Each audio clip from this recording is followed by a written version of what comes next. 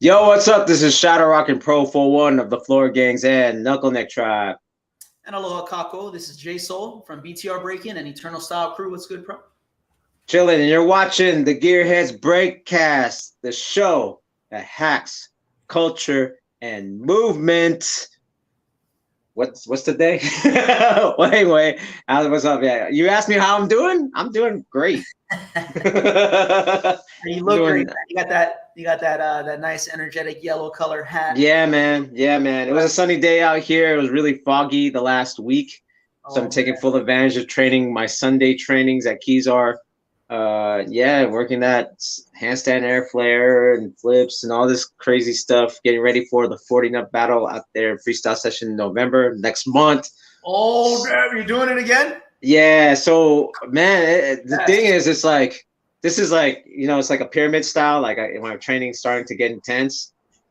Basically in 2 weeks is gonna be like I'm gonna be like crawling and barely walking at that point. So we'll see what happens. When are you gonna start tapering down? Probably the week of November 10th when I'm in San Diego or Bali, California. Oh, the week you're gonna start tapering down the week before. 2 weeks because I go the 10th, right?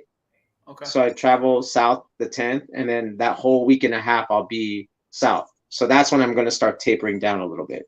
Okay. And then the week of kind of just stretch and do stuff like that. Yeah. Nice. So are you implementing a regimen that you've been using and you've used last year for the 40? Yeah. Oh yeah. Every time I battle, every time I do like a one-on-one, I tend to do this regimen. You know what I mean? Like a month before, like I pyramid it up and then start tapering down at the peak of the a month, like 3 weeks or 2.5 weeks before the competition. I start tapering down. You know what I mean? So yeah, it's worked for me really well. Nice. I mean, ideally you go in and you're not overworked, you're not fatigued, right? No, it's like because I go through the punishment, man. Like I go through hell. You know what I mean? Like physically, not just rounds, right? Like I still do rounds, but it's like what I have to do after. And when I do rounds, it's like usually at the end of the day when I'm tired, just to see if I could push that level of energy still. You know what I'm saying? If I could do it when I'm tired, then when I'm enthusiastic about it and fully energetic and fresh, we'll do pretty good. You know what I mean? So nice, man. Good luck with that. Keep me posted. Yeah, man. How about you? How you been? I've been great. It is officially fall up here, so we're no longer in the 90s and 100s. Right. We're not even in the 80s, man. It's been really, really nice lately. We're in the 60s. It'll be 70s in the daytime. I just kicked up my hammock. So I think I saw we saw that last week, right? When we had a meeting. We saw that last week. Definitely setting that up, but no, everything's good, man. I cleared my schedule a little bit, from some important tasks that I had going on different aspects of what I'm doing in my life, and I am approaching the schools again. Nice. It happened really naturally. I ran into a teacher, and we got to talking, and I'm basically gonna go and help her in her dance program. So I'm going to run BTR Breakin. I'm going to offer a biomechanics seminar for her current dancers, and It's high school. So I'm really excited about that because at high school, it's not this or they're like. Yeah. No, I love you kids, but I hate you kids. I am not working with you again. I will dance with you. I would play with you, but I'm not teaching you. Sorry. I don't care how much money you get. I don't care about the future that much. So kids, they need camps and they need peers for them to excel. Like as you know, you started when you were 20, right? Like I started when I was 10, and it's all about the social part of it and having fun. It's really about playing, right? When you bring kids into a studio or to a set instructor that's not someone's cousin that's at the park and you're learning at the park type setting, when you're in an actual, official setting like that, the kids, if they don't have the peers like that they connect to, that they can relate to, it's hard for them to kind of have the play and to have the fun and really connect and get into it. So yeah, I mean it's needed. It's really dope. And just like you, I love Hate the Kids, man. So before we move forward with the show, we got to clean the house a little bit. First of all, I want to say, everyone, 65% of you are not subscribed. You guys are watching. Some of you have followed. We are almost at 150 subscribers, and we only started in April. We're 6 months in. This is episode 21. So we want to thank the audience that's supporting so far. But a lot of you are still watching and not supporting. And the thing is, it is free to help us out. You just have to click the subscribe button, click the like, and click the bell for notifications. And yes, now we have a community tab. So now, you could see we'll update it. We'll constantly update it where we can actually share Jay's BTR Breaking channel on YouTube. You can share my channel on YouTube. So all these things are really great. You guys help us get there. But again, if you want us to help the show to get better cameras, better mics, maybe StreamYard could support us, just clicking like. You know what I mean? That's all we ask. You know what I'm saying? It's not too much to ask for. Not too much to ask, actually. It's free. Like, what's it gonna take? It's not taking nothing from you.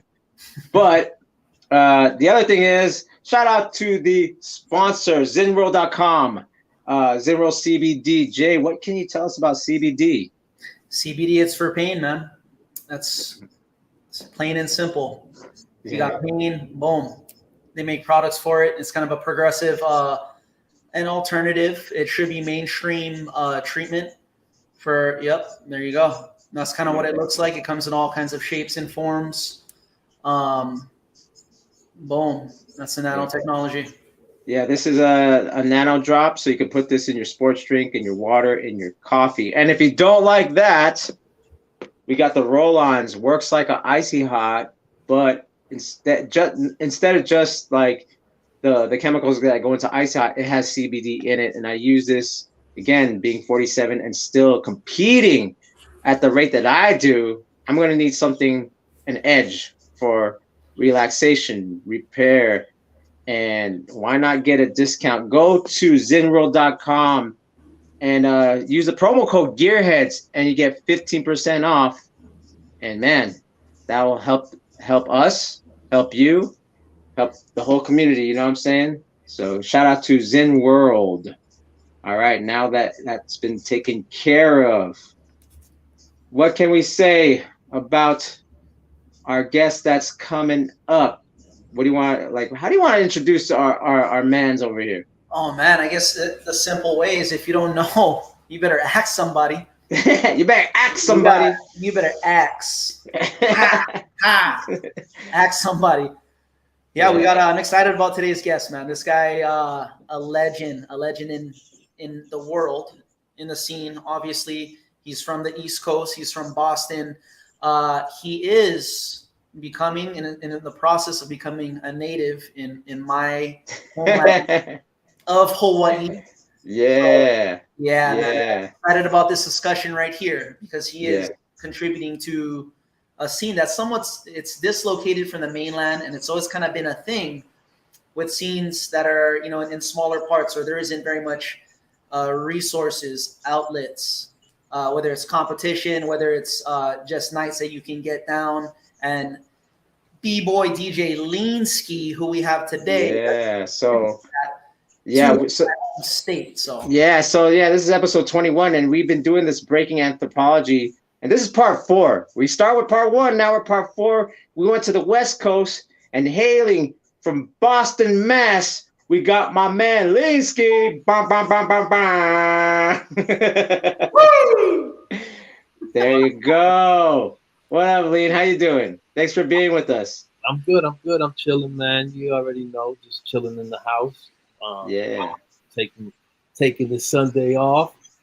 All right. I'm going to the beach though. This is usually my beach. Don't tell me that. Yo, you know what? You are more local. Like, when I go out there, you're like always like, we gotta go to the beach. We gotta go. It's like, damn, you're more local than the locals, man. Like, Yeah, man. And for those of you who don't know, he's repping that hi hat, not highlight. Yeah. Check that out. But that's high state right there. All right. What's So, good? yeah, as we said, we started out, we had a part 1 of the Breaking Anthropology. So now you're at part 4. We had Lil Caesar last time. We're gonna get the Bay in 2 weeks with ProfoWon. Oh, by the way, sorry about last week, folks. ProfoWon had to last minute cancel because of some things, but he was originally going to be part 4. He was going to talk about the Bay Area and Puerto Rico, but since we're going to have him November 5th, we're like, Lino was already in the list, right? So we want to hear about that East Coast, but from Boston, not just I think a lot of us already heard about New York, right? But we haven't heard about too much of Boston. So first question, that I have is like, when did you first see it? Did you see it on TV or you saw it like literally in the neighborhood? Well, I actually had two cousins. I'm originally from New York. So when I first moved from New York to Boston, we didn't really have a lot of family in Boston. You know what I'm saying? We didn't have, my mom's actually broke up my father, and she wanted to get away from New York. She had a boyfriend at the time, and him and my father were kind of like going at it. They were kind of like fighting a little bit, arguing a lot. So my mother wanted to get away from it. So we ended up moving to Boston because our stepfather asked us to move. He was like, look, we're going to keep getting into it. Let's just move. So when we first moved, we really didn't have a lot of family in Boston. So my family would come up and visit us. No, actually, we started going to New York first. We would go every weekend because my mother was like, we stayed there for maybe like a month. And then we ended up, having no family there. So we ended up traveling back to New York. That's like a 4-hour drive, right? Like 3 hours. Oh, 3 hours. Okay. Word. Back then it was actually 4 hours. Yeah, it was like 4 hours. It was like 4 hours. But every weekend we would go to New York, But then after a while, like people started breaking in our house. Because they started figuring out, like, yeah, it's true. They would break in our house, and we would come back to New York, and it would be, ransacked. So then we moved from that house. We would move into another house, and we would do the same thing. We lived kind of like we moved, from hood to hood. We really didn't have a lot of money, so we just moved from hood to hood. But that kind of created, little.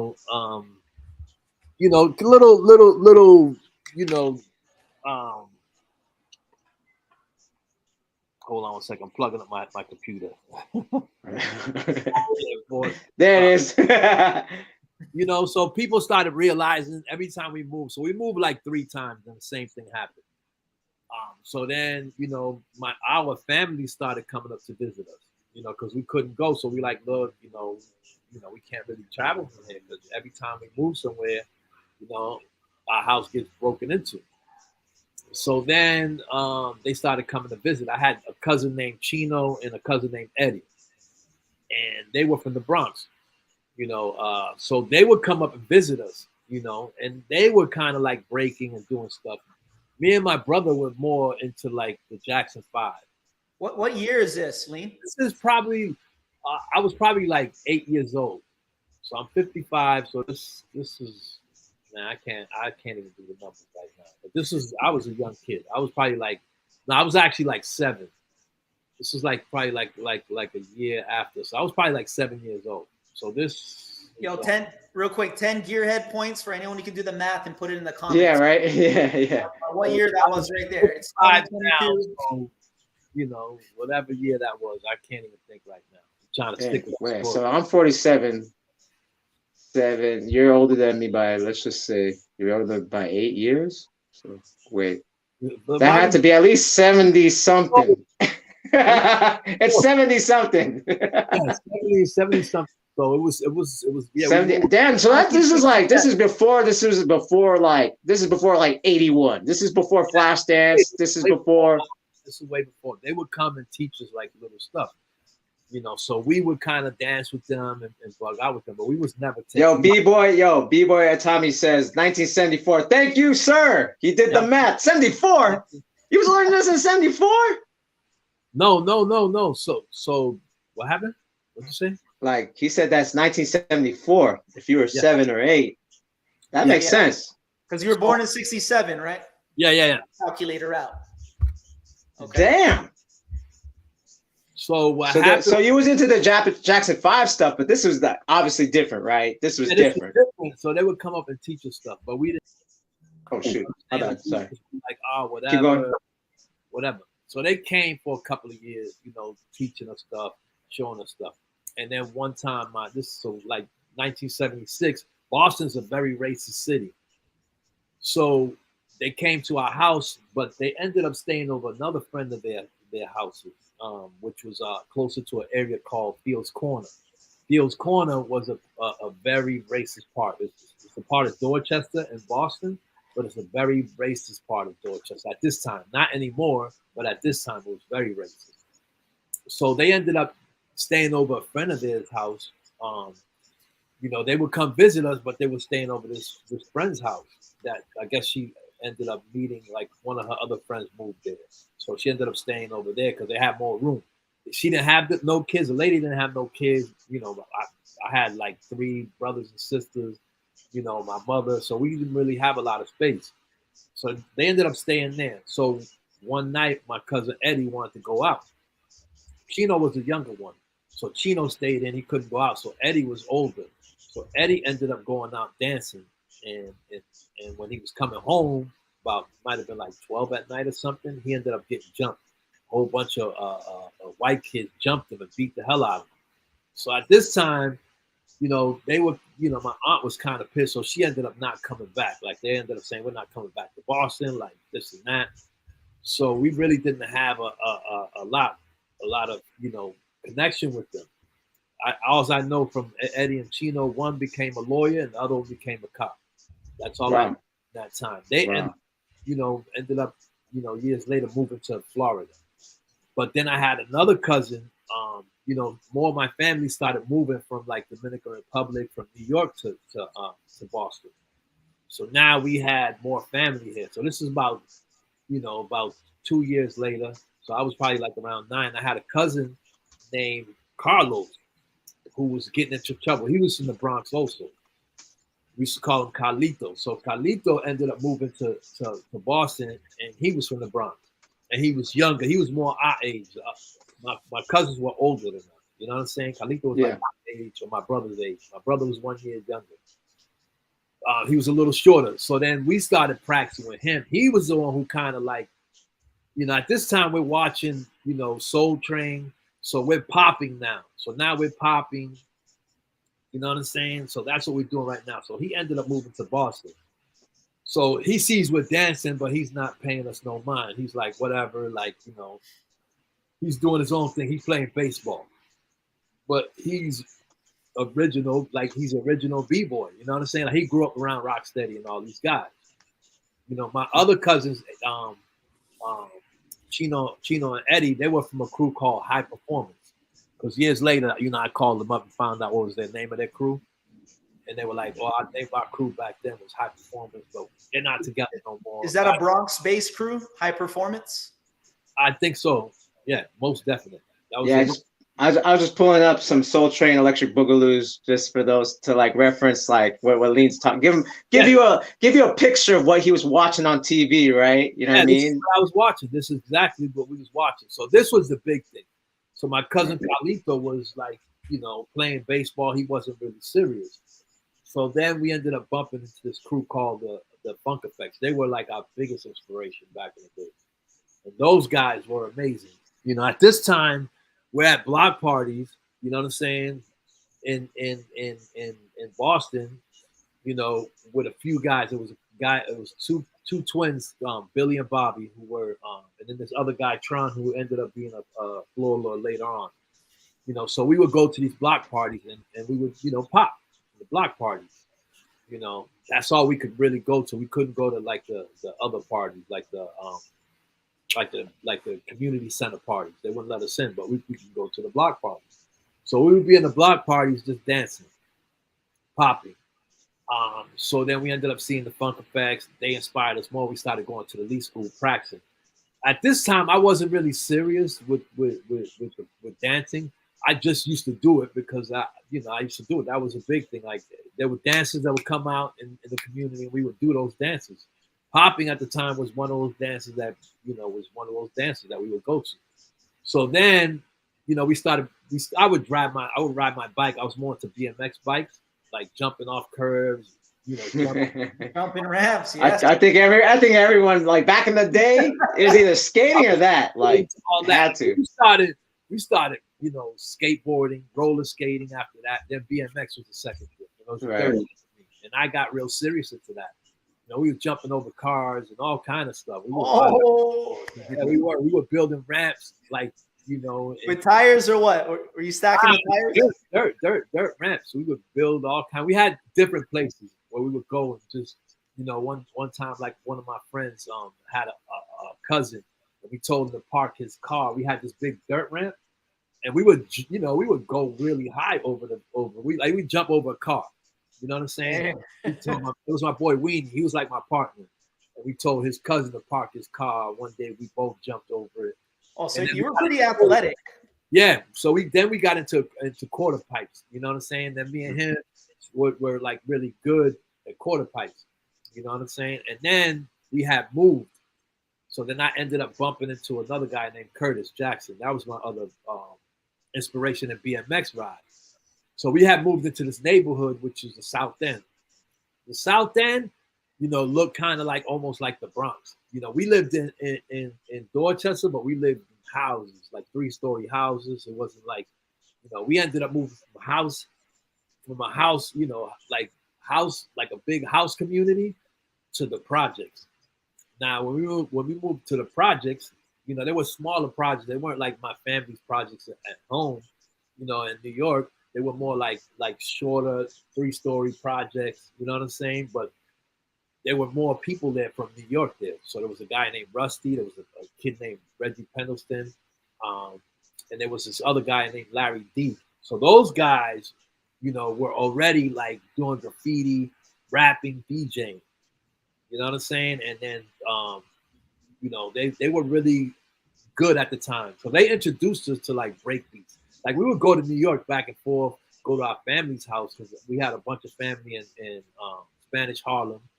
You know what I'm saying? We had a bunch of family in 137, 138 in Riverside. Like that's where we would go visit. That was our family. So every like summer we would go to New York. That's where we did all our shopping for clothes. Like we'd go visit our family, come back, go shopping for clothes. So we would go home. So then we ended up meeting these guys, and they were doing the same thing, but these guys were like doing graffiti. They were DJing, you know what I'm saying, and they were rapping. So we were like, oh shit, what the hell is this? We were dancers at the time, you know what I'm saying. So we're like dancing. So now, what kind of music? Huh? Sorry for interrupting. What kind of music? Like you said, you used to go back then. It was really only like funk and R&B and soul. Like that's all we listened to. There was no rap. You know what I'm saying? There was no rap. At this time when we first moved, actually I heard rap like way before. There was a what's the name of it? Dolomite was the first. Dolomite. Yeah, was the first rap album. And it was Signify. That's crazy. That's crazy. Have you ever? Yeah, that's not talking shit. He was rapping though too. He was rapping. Yeah. He did songs. So that was the first rap I ever heard. Damn. All right. Okay. About sex, we were like, oh shit, this dude is talking about sex, like all kind of shit. So that was the first rap we ever heard. But then it was mostly like soul. Mostly soul, R&B. You know what I'm saying? Kind of disco-ish, like songs. You know what I'm saying? That was a big thing for us. And then, Rapper's Delight came out. That was the only song that was big. But when we moved to this neighborhood, to this other neighborhood, we started hearing songs like we didn't even hear songs. We started hearing like they used to bring back these cassettes, and it had like Cold Crush Brothers, Fantastic Five. So that's what they were, more DJs and stuff like that. So they were getting these tapes, and we was listening to these tapes. That's when we first started hearing rap. And then Sugar Hill Gang, that Sugar Hill Records started putting out more records, and that's when we started hearing more records. You know what I'm saying? I'm just showing this clip from Dolomite real quick. You know what I'm saying? Like Rudy Ray Moore right there, one of the original quote unquote rhymers. He's a rhymer, right? Versus like MC, right? He's a poet. There you go. He was doing poetry to music though. Yeah, true. He had an album that was like he was like doing poetry towards like, but it was with music. You mess around with MCing, Lean? Huh? You mess around with MCing? No, I was the worst. I never could rap. My brother was super talented. That guy was amazing. Like my brother could rap in Spanish and English. My brother was like the better dancer than me. The guy played like 10 instruments. He was a better DJ than me. Like we started hanging out with these guys, and we really got invested in kind of all the elements. You know what I'm saying? We started getting more invested. And then I had a girlfriend in Dorchester, so I started going back to visit her, but I would visit my cousin Carlito. At this time, we're popping, but we still had a little bit of thing, you know, we would try to break a little bit because they were breaking too, and they kind of reminded us of what Eddie and CHINO was doing. Right. Started like breaking a little bit on the floor, but we weren't really serious. But with Carlito, so this is like what, 1979 maybe, 1980, like 1978. Yeah. We started like really playing around with it. But then, you know, it was like 1979. No, actually, it was like 1980 when we moved to that different neighborhood. Okay, word. Moved to that neighborhood was 1980. So it was 1980 when we moved to that neighborhood. We started like, you know, but we were going back and forth. We started practicing more with him. You know what I'm saying? So we started like practice. So it started us popping like 1978, 1979, you know, we were still like popping. And then 1980, we started mixing and breaking a little bit. You know what I'm saying? Right. Now we're adding the breaking a little bit. We're starting to play around with the breaking. Why is that? Well, we started playing more with the breaking because we were more serious into the popping, but we came from the group, the Funk Effects. You know what I'm saying? When we ended up moving, we were still doing routines. You know what I'm saying? Like we were still dancing, and what kind of put us, you know, it put us on the spot because they taught us how to dance. It was like 7 of them, and it was only 3 of us, and people started looking at us. You know what I'm saying? Like they were calling us biters back then because they taught us. So we had our own little style, but our routines kind of looked like them. You know what I'm saying? Like, even though they was different, we still kind of looked like them. We came from them. You know what I'm saying? So what we did was we started adding our breaking into it. And that's what set us apart. You know what I'm saying? From them, because they weren't breakers. They were lockers and poppers. We were breakers and poppers. So that kind of branched us out. You know what I'm saying? And then, you know, it was back in the days, it was really about not really, you know, it was real confrontational, first of all. You know what I'm saying? And not really anything you did, you had to do something different. You know what I'm saying? You couldn't really like break like anybody else. You couldn't even, everything was the same. You still had to do it different. There was certain things you had to do different. You know, were there repercussions if you didn't? Aside from, I mean, the thing was that, you know, there weren't no competitions. They weren't, you know, we went to jams and we went to block parties. So with these block parties and these jams, you know, your whole neighborhood came in. That's what it looks like right here. That's the whole neighborhood. Yeah. Wait, so what year is this right here? This is 1984.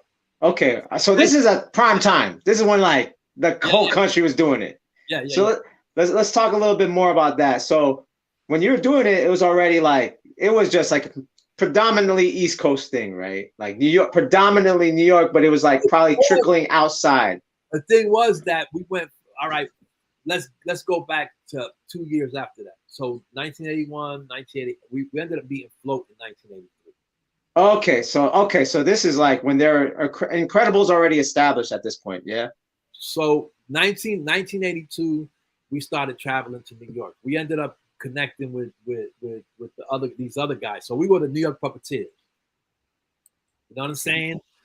We were all connected with each other, like from like different jams. You know what I'm saying? Like different block parties, 1978 to 80. We were doing a bunch of things. So like 1981, like we connected. We started hanging out. So we were two different groups, but they were more like street hitters, and we were more of talent shows. So they were like talent shows. We would enter all these talent shows. We would win all these talent shows. They were street hitters.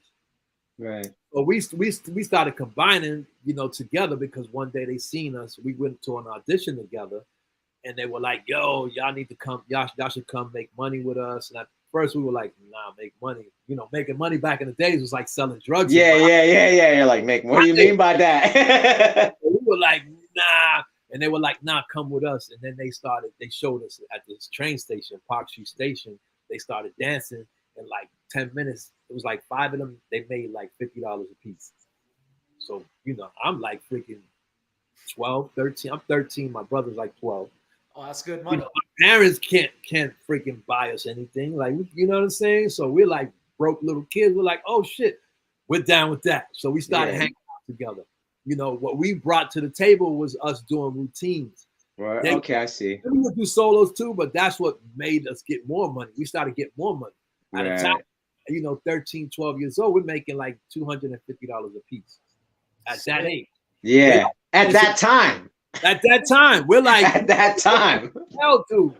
We're like young as hell, so now we start going back, to our neighborhood, buying stuff, going to the store, buying sneakers. People are like, yo, what the hell?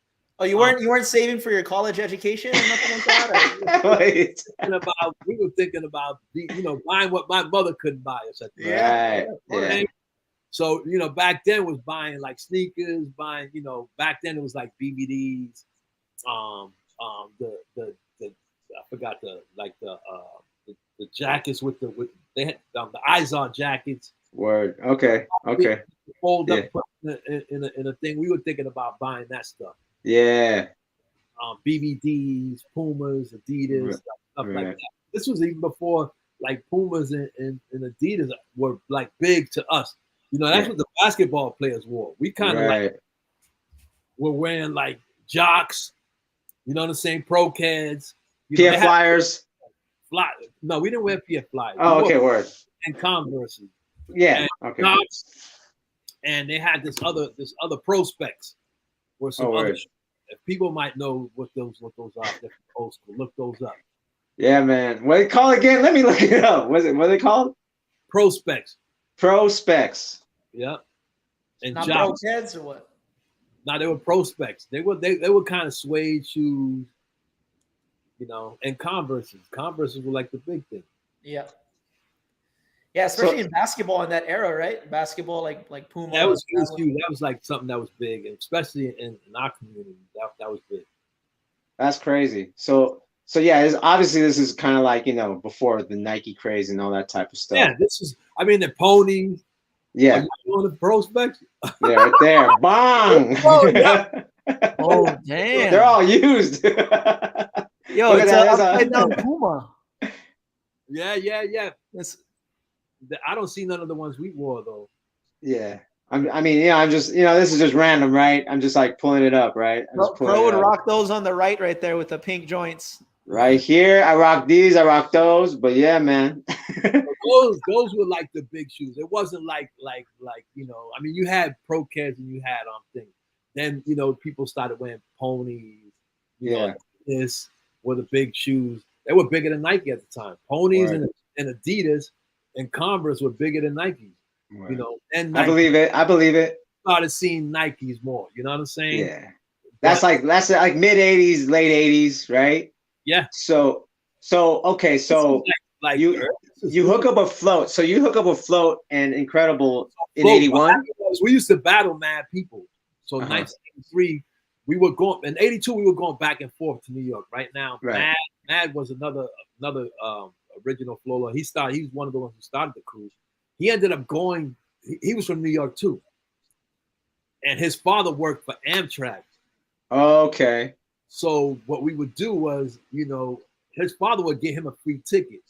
And then he basically would tell us, yo, when the guy comes, just go in the bathroom.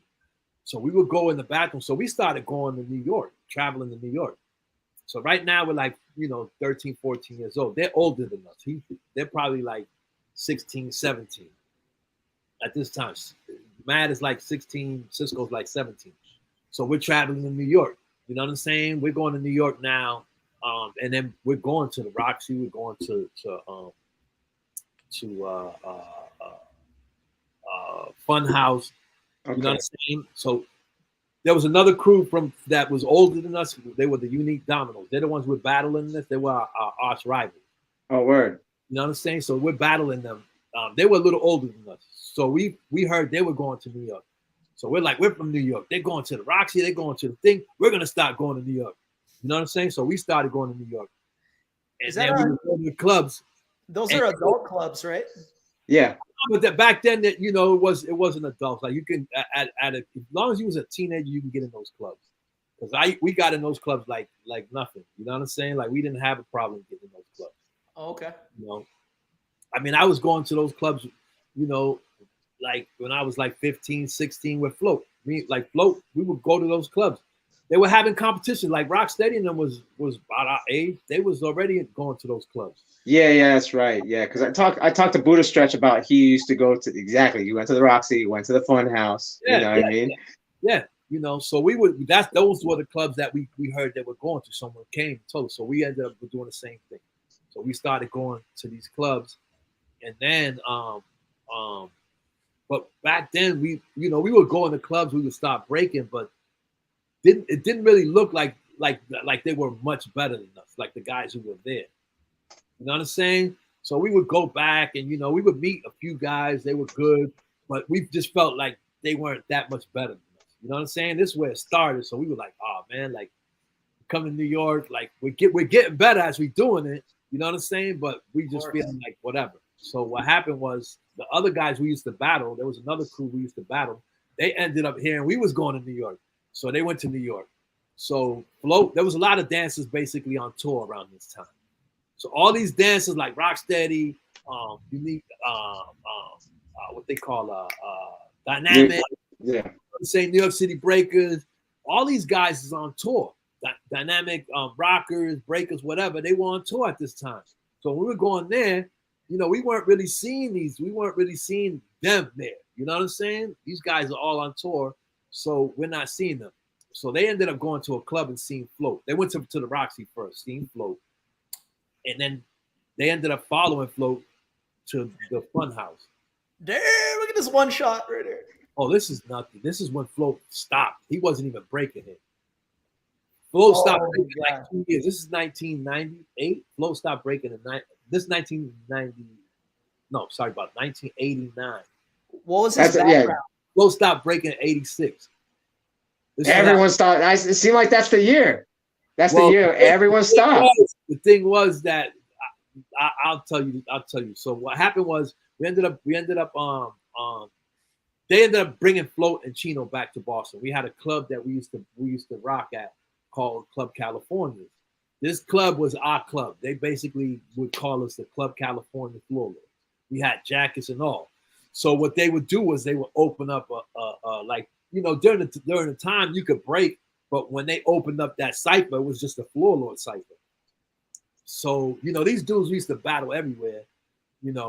Basically they was like, oh, it's time for the floor lord cipher, boom, boom, boom. But they call it like circle or something. It wasn't even cipher back then. It was circle. Not yet. Yeah, not yet.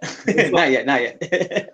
So we get prepared, to do our little solo routines, whatever. And all of a sudden, these dudes that we used to battle all the time start hopping over the because they would rope it off. You know what I'm saying? For us to do our part, and people would just watch us do our part. So they started hopping over the ropes. So we're like, oh, it's on. You know what I'm saying? But they were with two dudes we never seen in our lives. You know what I'm saying? They were with two dudes we never seen in our lives. But we were like, these dudes, we're gonna smoke the shit out of these guys. And that wasn't what happened.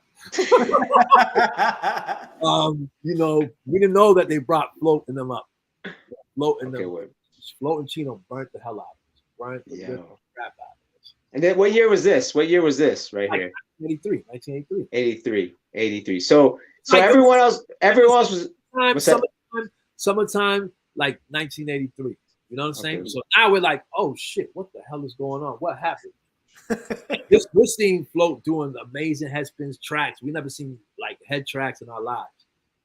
halos, what you tracks. We used to do tracks with our feet on the ground, but never saw tracks like this. Yeah. Sections. CHINO was just going ballistic. CHINO was like Ivan is back then. Yeah, I believe so. I believe so. Style. Yo, fast. Yo, these guys were fast. And we were just like, what the hell is going on? So they were like, so the for my research, right? I heard like incredible as far as moves and combinations. They were like here, right? They were like here compared to a lot of people, right? Everybody. I mean, you had a lot of different people. Like you had Freddie Fresh, who was dope as hell. You had Kid Freeze. You know what I'm saying? Like word, those, yeah. Those guys were ahead of their time. There was a few guys. Kid Freeze partner. I think his name was Lazy Legs. I think that was his name. I forgot. That dude ain't been around in so long. This guy named Powerful. Powerful. Okay, so he was down with Buddha Stretch. He was from Brooklyn. I don't know. Yeah, he's from Brooklyn. Brooklyn. Yeah. He was in the same crew as Buddha Stretch. That's his boy. He had another partner too. Oh, did he? There was other dudes. I can't remember their names because there was Green Eye Spy. You know what I'm saying? Who was actually in the video Planet Rock doing the Up Rock. Oh, okay. That's Spy. What is a name that I always hear is German. Who's German? German was also from Houston to Bronx. German was a part of like he kind of like trained under Incredible Breakers. But then Incredible Breakers was Austin Paul, who was like the 90, the UFOs that people do like that. He's the first person I've ever seen those. Nasty Ness. You know what I'm saying? That was he was from Float's neighborhood. You had Float, you had CHINO, you had Brian, and you had Peanut. Those are the basically so powerful. German. Actually, I'm forgetting about Tiny. Tiny was also Incredible Breakers. He was also like on a whole different level power. He was the one who did actually 90s for Lee in the movie Word B Street. Yeah. So Tiny who was on a whole different level of power. Like, you know what I'm saying? So Tiny was like out of those guys were like the power heads, in New York. As far as like B-boys that were, because of course Pexter was dope as hell. You know what I'm saying? Icy Ice, sorry. Forgot about Icy Ice. Yeah, shout out to Corey. Icy Ice was crazy. As far as like Style Kings, of course Kenny, Fast Break, Legs. You had Fast Break, man, back in the day, man. I saw some of that footage. Woo-wee. Yeah, Fast Break was amazing. Fast Break, like Float is basically a prodigy of Fast Break. Oh, word. Okay. Freeze, CHINO, Brian, and Icy Ice, bro. Damn, crazy. Oh, shout out to Magnificent Force right there. Shout out to Magnificent. Yep. So he was a prodigy of them. So we went back to New York basically, and then we ended up bumping into Float, and Float remembered us. You know what I'm saying? Because we were like, we got to go back like this. At this time we're like trying to get better. We just got served. We just got smoked, scissor fried. We were like, what the hell is going on? We got to go back. So we started going back to New York, and then we ended up bumping into Float. And then, Float, at first, he looked at us, he was like, oh, shit. So Float came and showed us love. You know what I'm saying? He was like, oh, what up? I remember you guys from Boston, boom, boom, boom. You guys are pretty good, lying his ass off. Lying his ass off. We like, word, oh, shoot, man, you're nice to meet you, man. Yo, man, you inspired us, we coming back, like, we want to get better. And he's like, word. Flo was so humble. This guy was so incredible to us. You know what I'm saying? At this time, we're like, oh, shit, this guy is cool. So then he starts telling us a story of what happened. So the guys basically who brought him to Boston, basically what they did was they lied to Float and CHINO. They seen Float at the Roxy. They followed them to the Fun House, and at the Fun House, like that was like an Incredible Breaker spot. So what happened was Float seeing these guys following him, like looking at him. So he was like bugging out. He's like, yo, these dudes. So he told his boys, like, yo, which was the Ball Busters. You know what I'm saying? At this time, Busters was like the gang in New Ball York. Busters. Like, yo, I'm gonna tell you right now, I'm gonna go to these dudes. I'm gonna see what's up with them. If they play some funny shit, we're gonna beat the shit out of them. So Float walks up to them and tells them, yo, what's up? You know, why y'all following me around? So they're like, oh nah, you know, we're from Boston. Like, we got some stuff going on in Boston. So they basically lied to him and told him they had a bunch of shows. They had a bunch of shit set up. And Float was like, all right, well, you know what? Let me call my partner CHINO and we bring him. So what happened was when they brought him, they burnt the shit out of us. They basically left Float and CHINO stranded. Wow. Oh, wow. Float ended up getting, you know, he had just got back from a tour, so he had money in his pocket. You know what I'm saying? So Float was kind of like, what? So he was like, yo, you know what? Take us to the airport. Y'all don't want to take us back. They wanted that Float and them to stay for a couple. Float and them, they want to stay because everything they told him, like Float and them went to a couple of like competitions, and back then it was like, you know, you could be the best dancer in the world, but if the whole neighborhood was cheering you on, like you was gonna lose. Yeah. And that's what type of shit was going on back then. You know what I'm saying? Yeah. So both of them ended up getting jerked at a bunch of different talent shows or club, you know, talent shows or whatever. So Float was kind of, you know, pissed. Oh, and so they took it out on you guys. Huh? Wow. So they took it out on you guys. Oh no! We was the first part of that whole thing. After they burnt the hell out of us, they went to another like club and ended up getting jerked. And then they went to another club the next day and ended up getting jerked. So Float and them was, you know, they was pissed. So they wanted to go home. They were like, nah, stay with us for a couple of more days or something. And then what happened was Float was like, bring us to the airport. And they brought him to the airport. Float paid for CHINO and him to get back to. So Float told us that story. We're like, nah, they don't do shit in Boston. We're the ones who do everything. We make money on the street. Like we do all the shows. We do everything. So they were like, word. So then we ended up bringing Float and Ness back to Boston. Okay. Float was like, oh. So we brought Float and Ness back to Boston. And then at this time, they didn't really like hitting in New York because they were like incredible breakers. You know what I'm saying? So they didn't really like making money in New York. But then when we told them, yo, we making like $250 a day, plus we doing shows, we doing this, they were like, what? So then they ended up coming to Boston, you know what I'm saying? And we were just like, we paid for everything, you know what I'm saying? Like we took care of them. And they were like, yo, okay, that's dope.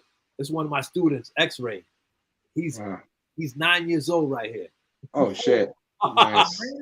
Yeah. So because of like all that connection, that's what started the Boston scene. Would you say that you guys helped create like this movement? Scene to the next level.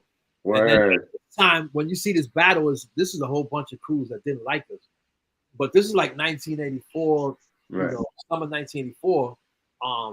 Right here, you know, Float was here this day. They wouldn't let Float come to this battle. Actually, Float and Archie. They were like two of our illest, you know what I'm saying? And then we have Noli right here, who was the other illest. So Float, Noli who's from Providence, and Archie who's from Providence was, you know, the other addition. Because Float, I mean, Noli was at the club that day, but he didn't dance with us. Archie danced with us, and you know, and then he smoked the shit out of Archie too. But they were like our biggest inspirations at this time, Noli and Archie. You know what I'm saying? But you know, Float started coming back, and when he started coming back, we started getting better. And how we got better was we would do shows. Whatever we did, he would go out first. We would be like, no, we want to go out first. And Float would be like, no, I'm going out first. And Float would go out and go off. And we would be like, oh shit, what the hell do we do? He would go out and just go insane. And then that made us get better quicker because we had to follow up to him. Right. You know? He was inspiring us to get better as he was going down. Anytime we did anything, he went out first. This is my other student, Flex. Crazy. So basically, you got Float being there, helping you guys out, doing the street shows, doing all that type of stuff. The level, obviously, if you guys are getting good, everyone around you is getting good because they're trying to catch up, right? This guy's name is Soap. He's from New York. He was from Unique Domino. This is Noli. This is the guy who inspired us, Noli, right here. This is crazy, man. This is dope, man. That's what when I hit you on the messenger. I was like, "Yo, I need that '80s footage, bro, because we gotta talk about it." I was like, "We gotta talk about it." You know what I'm saying? Look at the swipes. Look at the swipes right here. Look at these swipes. Oh damn! Look at these swipes, though. Watch these swipes. Yeah. Nice. Yeah. Clean, floaty. Hell yeah. Hips up. That's crazy. And okay. This is this kid Airflare, but this other guy who's coming out is my other student Airflare.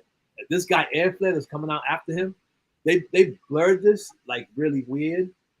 But he does a head glide to a but they cut it. I don't know how they did this, but he actually messed up and he did he used to do flares both ways too back in. Oh, and UFOs.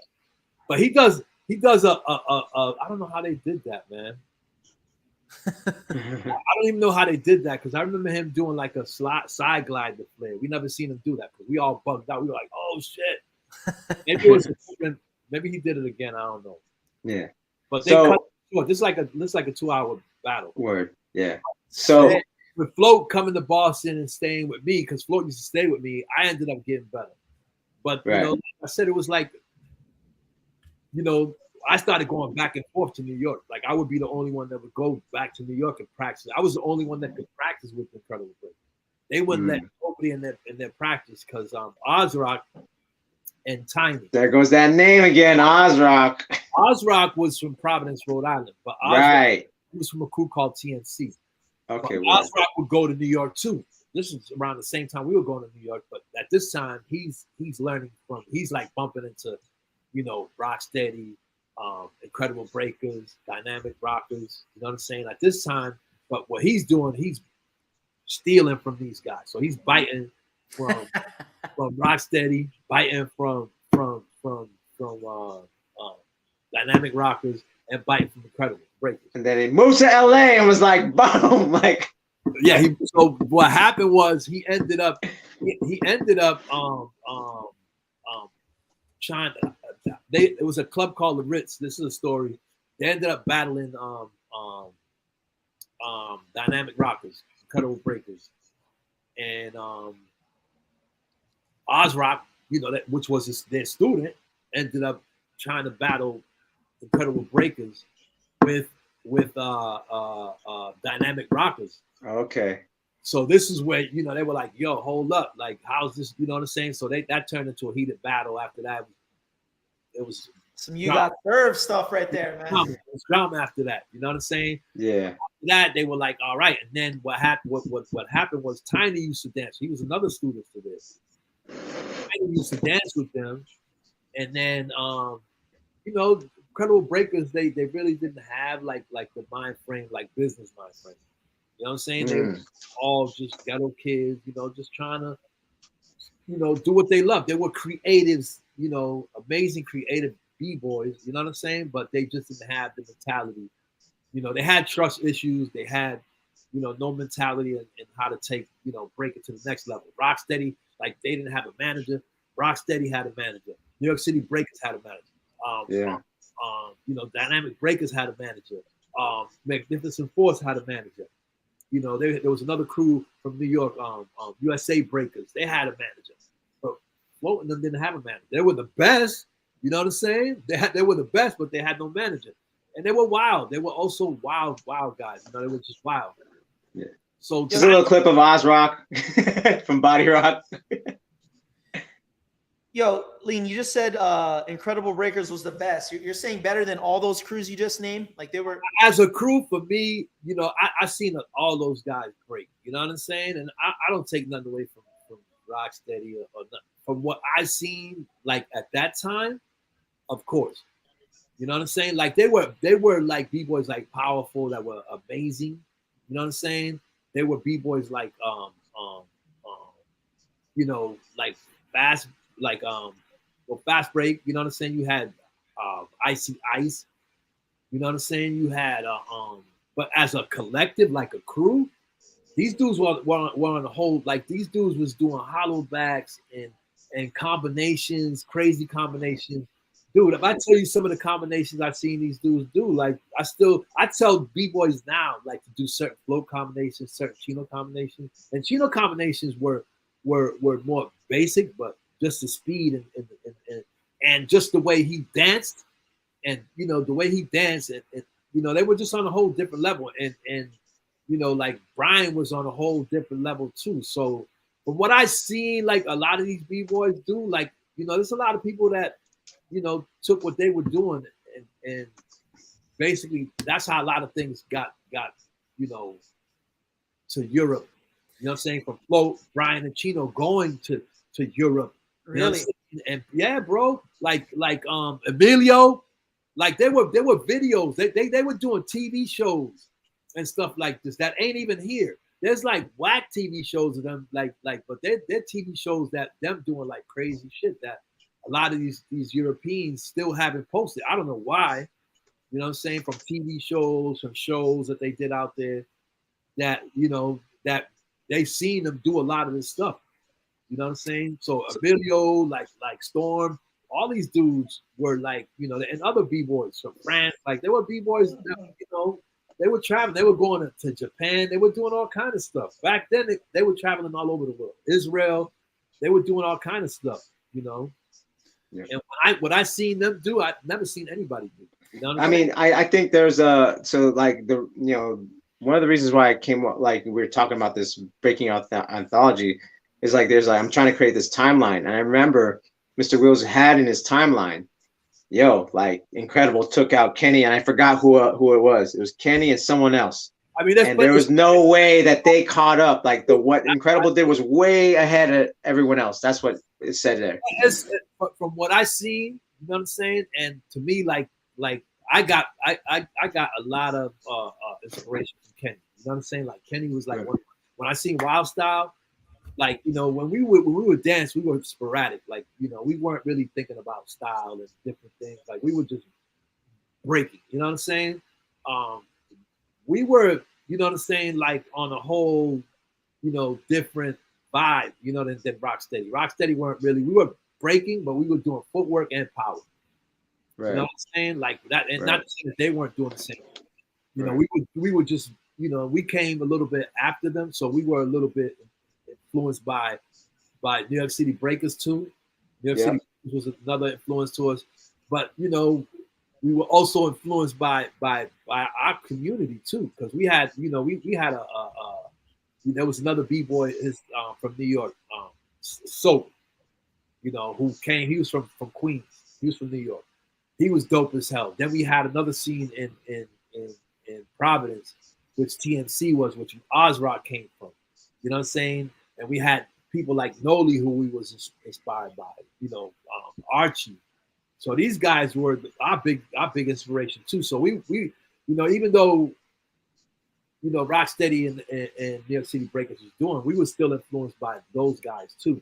Right. We better because we would see those guys all the time. So we was getting better. Right. Fury, there was another Furious Rockers, which they were from New York too, from Brooklyn too. But there was a Furious Rockers in New York, and we also had at the Providence, and we had this kid Eddie Ed and Richie Rich, who were like amazing from Providence. They were crazy on a whole different level of kids. So this is like 83, 84, 85. Yeah. That time, everyone. Everyone's going in. And New York is only 2 hours away from Providence. Right. We had direct connection from going to New York, going to block parties, doing everything. So we were getting better, but incredible. So from what I saw, of course, you know what I'm saying? Like they definitely was better as a crew, as a whole crew. To me, they were better, than anybody. You know what I'm saying? Yeah. Definitely had, you had Freddie Fresh, who was amazing. You know what I'm saying? You had Powerful, who was amazing. You had Icy Ice, you know what I'm saying, who was on a whole different level. You had Kid Freeze, who was on a whole different level. Kid Freeze is one of the inventors of a lot of tap head spins, handcuffs. He still has moves that people can't even do these days. you know, that I seen him do back in the day. You know, even headspins. You know, I used to stay in Kid Free's house like in the 90s, and my man used to do headspins and go like this. And the faster he went like this, the faster he went. I swear to God, I'm not even lying, bro. Yeah, like, yeah. I seen these dudes do some madness, bro. Like I'm like, yo, what the hell? And not just do it one time, like continuously see it. Right. You know what I'm saying? Yeah. So, like I've heard the stories. I've heard the stories too. The most 1990s I've ever seen in my life was Austin Paul. You know, I seen him do like 10, 15, 20 90s at a time. I seen him do 90s one time, like this, right? He did about 6, switch to this arm, do about 4, go like this, and just murder it. No lie. This is not even lies, bro. I'm not even lying to you. Yeah, I believe it. German's another beast. German would do like 10 90s, you know, 12 90s like it was nothing back. Damn, crazy. You know? And I'm not. This is stuff I seen. Right. You know what I'm saying? I'm gonna tell you a story that Float told me. Craziest story. All right. This is like maybe like 86. Maybe like 86. Float was kind of like still breaking this before he kind of like stopped. Him and Cisco from my crew went to New York, just to go out clubbing or whatever, right? Float is kind of like chilling. He's like doing his thing, whatever. And they go to New York. They see German at a club. German is pissed off. He's like, yo, what's happening? Why you flipping out for? Why you acting all mad? German is pissed. He tells Cisco and Float, yo, this guy from California came. I guess Oracle had came. Another name we've heard. I'm gonna tell you a story about this too. I'm gonna tell you a story. About 85 when I he doesn't him and Little Caesar don't remember, but I'll tell you the story. Anyway. But the craziest thing was Oracle had went to New York and I guess called out German. But German did a lot of headspins. German just had like power, like flares. And I guess Oracle went out and did mad headspins or whatever. And they kind of like jumped on him. I guess it was like Kuriaki and a couple of like Rocksteady members that took him to the club to battle Oracle. So, I mean, to battle to battle German. So German was pissed. So German's like, yo, let's go find these dudes. Let's go to any club. So he's pissed off. And I swear to God, they told me this ain't even a lie. They said German went down. He was so pissed. He went down and did like 2000s. He probably did like 5, and then he just went up, went down, and just threw himself up and spun in the air and went back, landed back in 90s and kept going. Oh shit! What the hell was that? He never seen anybody do that. He went 90 and he went down like this, and he popped up and spun in the air and went back to 90s and came crazy. Out. And I was like, what the hell was that? You know what I'm saying? But he was so mad that they called him out. That was some freak that he just did. Right. Damn. But that's insane. This is like some crazy, but this is a true story. Like Oracle will probably tell you, like, yeah, like. I think he talked about it because like every time, because you know there's no footage of that. The most we got is footage of Float in '89, right? That's not even like prime. No, that's 84, 85. He stopped in '86. He wasn't. Yeah. That was Cisco's birthday. That's Cisco's girlfriend's birthday party. That we all went to. You know what I'm saying? Wow. Yeah. So that's what I'm saying. So I keep hearing this name. You know, there's a few names that keep coming up. 1, Ozrock. 2, German. That's the other name that keeps coming up. You know what I'm saying? I'm gonna tell you the story about Ozrock and Oracle real quick. So in '85, the guy Mike ended up moving. The guy who used to dance with the Kid Mad moved to LA. You know what I'm saying? He was like the guy who started our crew.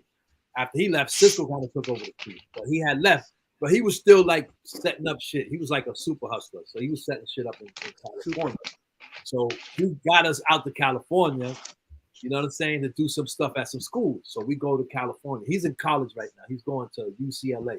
He's going to school. One of his uncles is a professor there, and somehow he was able to go to school in California.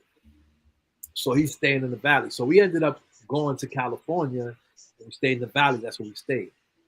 We ended up going to a bunch of malls. We ended up going to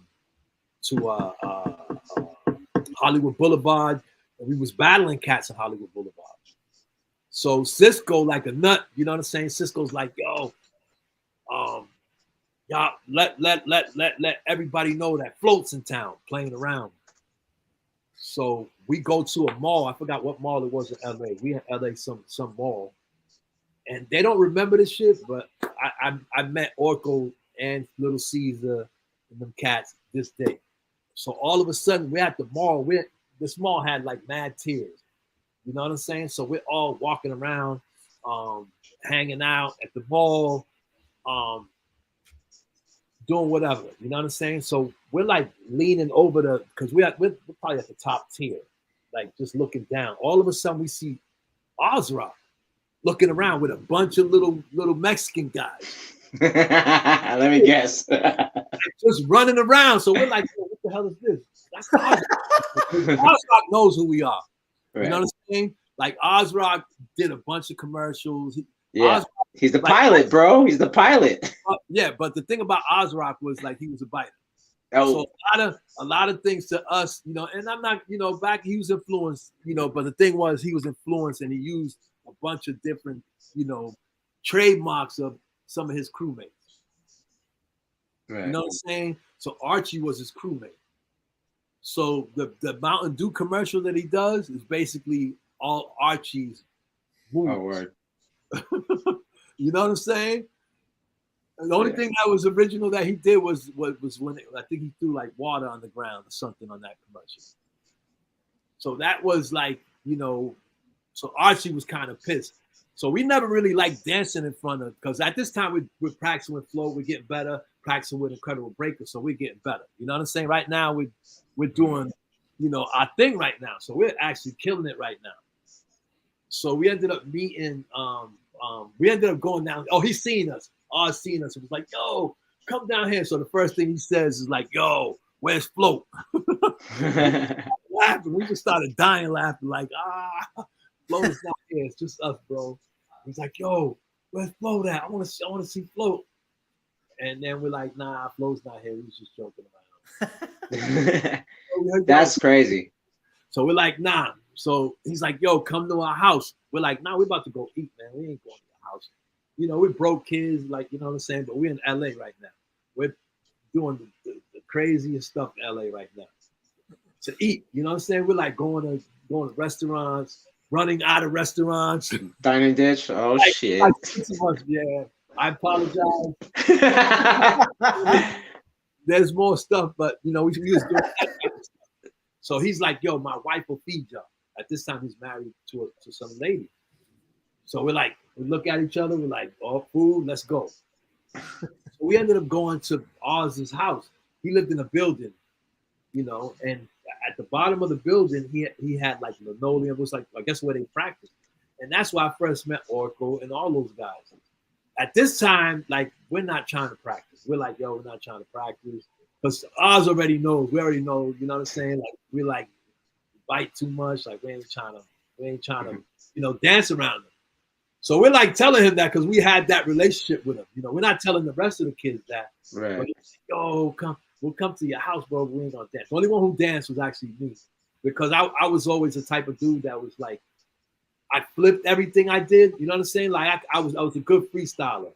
So I never went out, like I would just go out and just mix up all kind of shit. And I remember I was doing like windmill track, like headspin track, like just kind of like doing like stuff, swipe, like stuff like that. I was just kind of mixing it up, doing different things. I remember there was a big guy, I don't know what it was his name. He was the one who mostly kind of like shocked us. It was a fat guy, and he was doing mad tracks. I don't know what his name was, but he was amazing to me. He was a big guy. Right. And they had Oracle who had head spins, they had flares. They weren't combinating everything like well at this time. This is when Little Caesar, like this when Ozrock was just teaching them. Or maybe they wasn't doing anything. I don't freaking know. But the thing is that they don't remember this. And I don't know how you don't remember this. You know what I'm saying? Like going to you know how it goes, man. They have to see more people move and like it'd be a thing, but you know, it is what it is. Like he's the one who kind of taught them. Ozrock was like the first. Ozrock basically brought full on breaking.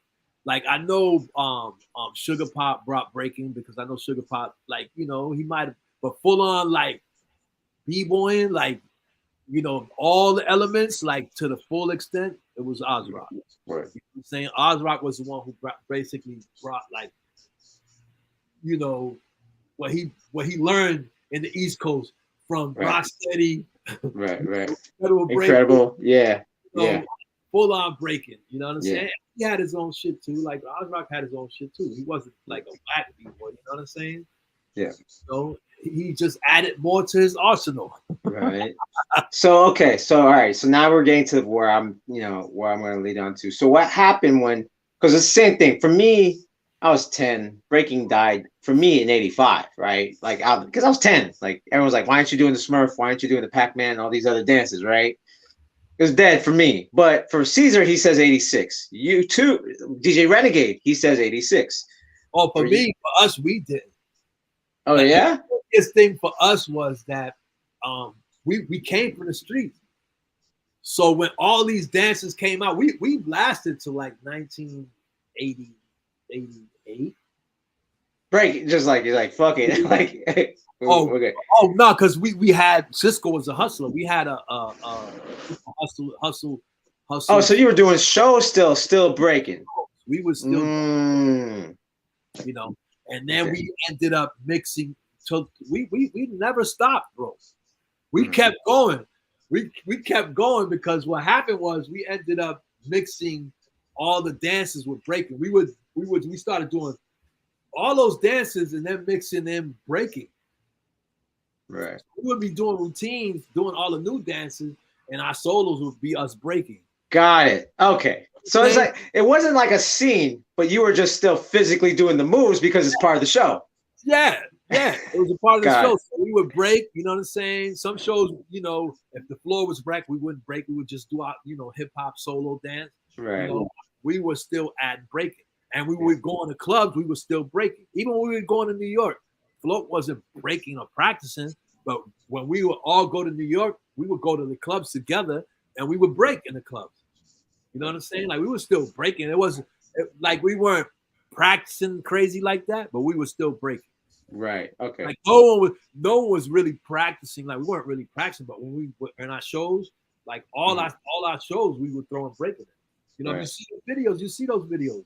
Yeah, and that's what I'm about to pull up. So you know, because like I talked to Buddha Stretch, he was like, you know, if you go to the Latin quarters, you couldn't really do just full on breaking. Oh no, you could. No. Okay. See that? So that was like it was a no, right? I'm gonna tell you right now. Here we go. This is what I want to hear. Like the craziest thing was we would get into mad fights because we would go to the club. That's ciphers and cats would stop. We would stop fighting everywhere. Everywhere. Dudes would throw ice on the ground. They would throw their drinks because they didn't want us dancing. Because a lot of times we was actually taking a lot of dudes' girls. Like a lot of dudes' girls would be like, "Oh shit," you know. Well, if y'all still doing like good windmills and they're all kind of like, you know, bouncing into like a swipe maybe, and y'all fucking doing head spins. Nobody was even breaking. We were the only ones that would come into the club and break. You know what I'm saying? Word. No, I'm saying you guys. That's what I'm saying. You guys coming in doing that while everyone was kind of like pseudo breaking. Oh no, they were hip hop dancing. That's what I'm saying. Like they maybe do a dolphin dive. Too. We would hip hop dance too, but then that's what I'm saying. You would then all of a sudden you hit a clean windmill when they couldn't. You know what I mean? Like. Yes, flare, head spin or some shit. Yeah, like that's what I'm saying. So that's what I'm saying. So there was no scene. It's just when you guys were doing shows, this is what helped you get shows. Like, yo, you're doing everything, right? Our manager went and booked the show. He was the gift of gab. Kid Cisco was the gift of gab. My man could book. He conned people for 2 years when shit was dead to have us do shows. Wow. He basically conned people. This shit is dead. You know, I mean, people were still clapping when we were doing shows because we always had routines. Yeah. Like that was my part in the whole crew. That's what I brought up. Right. So this is what we're talking. I mean, this is a little bit later, but yeah. So. But we were this is shit we didn't even want to do. Cisco just had us doing this shit. Right. And we were dancers anyway, so I don't consider myself a b-boy. I consider myself a dancer because, you know, we was doing all those dances anyway. All those new dances that came out, we was already doing. I almost fell off the stage right there. Yeah. Where you at? Which one's you, man? I'm right here in the middle. That's me in the middle. I'm the head right chief. there, right here, right? That's my student. Yeah, that's me in the middle. Those are my see, yeah, you could see the elements, right? You're throwing a little bit in there, right? You see us, yeah, we're throwing a little boom. I almost flipped off the stage, boom. So we supposed to do a backflip, but I messed up. Look what he does right here. Look, this is my student Gearhdz. Boom, watch this. Boom, ha, boom. Watch what he does now. Wait. Ah, hold up. Boom. Hold up. Wow. All right, that's the receipts, right? That's the receipts, right? Oh, hold up. Wait till the next guy. Bam. Boom. Hold up next. Next, look at my other student flex. Boom. Watch this. Y'all had to do that little gig though. It wasn't a top rock. It was like we had to do a little something. Boom, right. And then break. Oh shit. Oh. But he messed up. He do his 90. Boom. Oh. Look, get up, bop, flip, bop. So this is like basically all styles. This was literally all styles. All styles. This is me, all boom, dancing. Watch this. Yo, this is 1990. Y'all doing this? Yeah. That's funny, bro. Boom. And then back up, right? And then back, you gotta go back into it. Yeah. But we were doing this we were doing stuff like this from like 1989. We were doing like hip hop. Oh, shout out to Shallow, man. Wait, this is Shallow? Oh my god. This is Shallow? Yeah, that's Shallow. But that's when he started gaining weight. Shallow was kind of skinnier. You know, when he first got down with us. Wow. Yeah. Yo, that was it. That's crazy. That's crazy. Yeah. That's crazy. So that's what I'm saying. So it's like there was no scene, but you all still up maintaining the moves. Yeah. So from 1980, we weren't really practicing like that. We were practicing more routines. Yeah. You know what I'm saying? We were still stretching, so we were able to do the moves. You know what I'm saying? Right. Breaking. No one was really breaking, but that was our job. Like we were like, yo, we love breaking, so we needed to, you know, stay healthy doing that. From 1988, you know, we that's how we did our thing, you know. Dude, so that was dope to see because it was kind of like that's like that essence of gigging into your move and then gigging out. See, B-boys still don't understand that shit right now. And you were able to do that back then. And you're this like right now I can tell, like I could see like back then, because I was like 12, 13, I would be tripping out because it would confuse me. You know what I mean? It's like, wait, he was breaking, but he did the running man to a head spin? Like, yo, the running man to head spin though. Like he was doing the running man and then he also yo, that was fire, bro. Fire. So we did that. You know, we did that till 1995.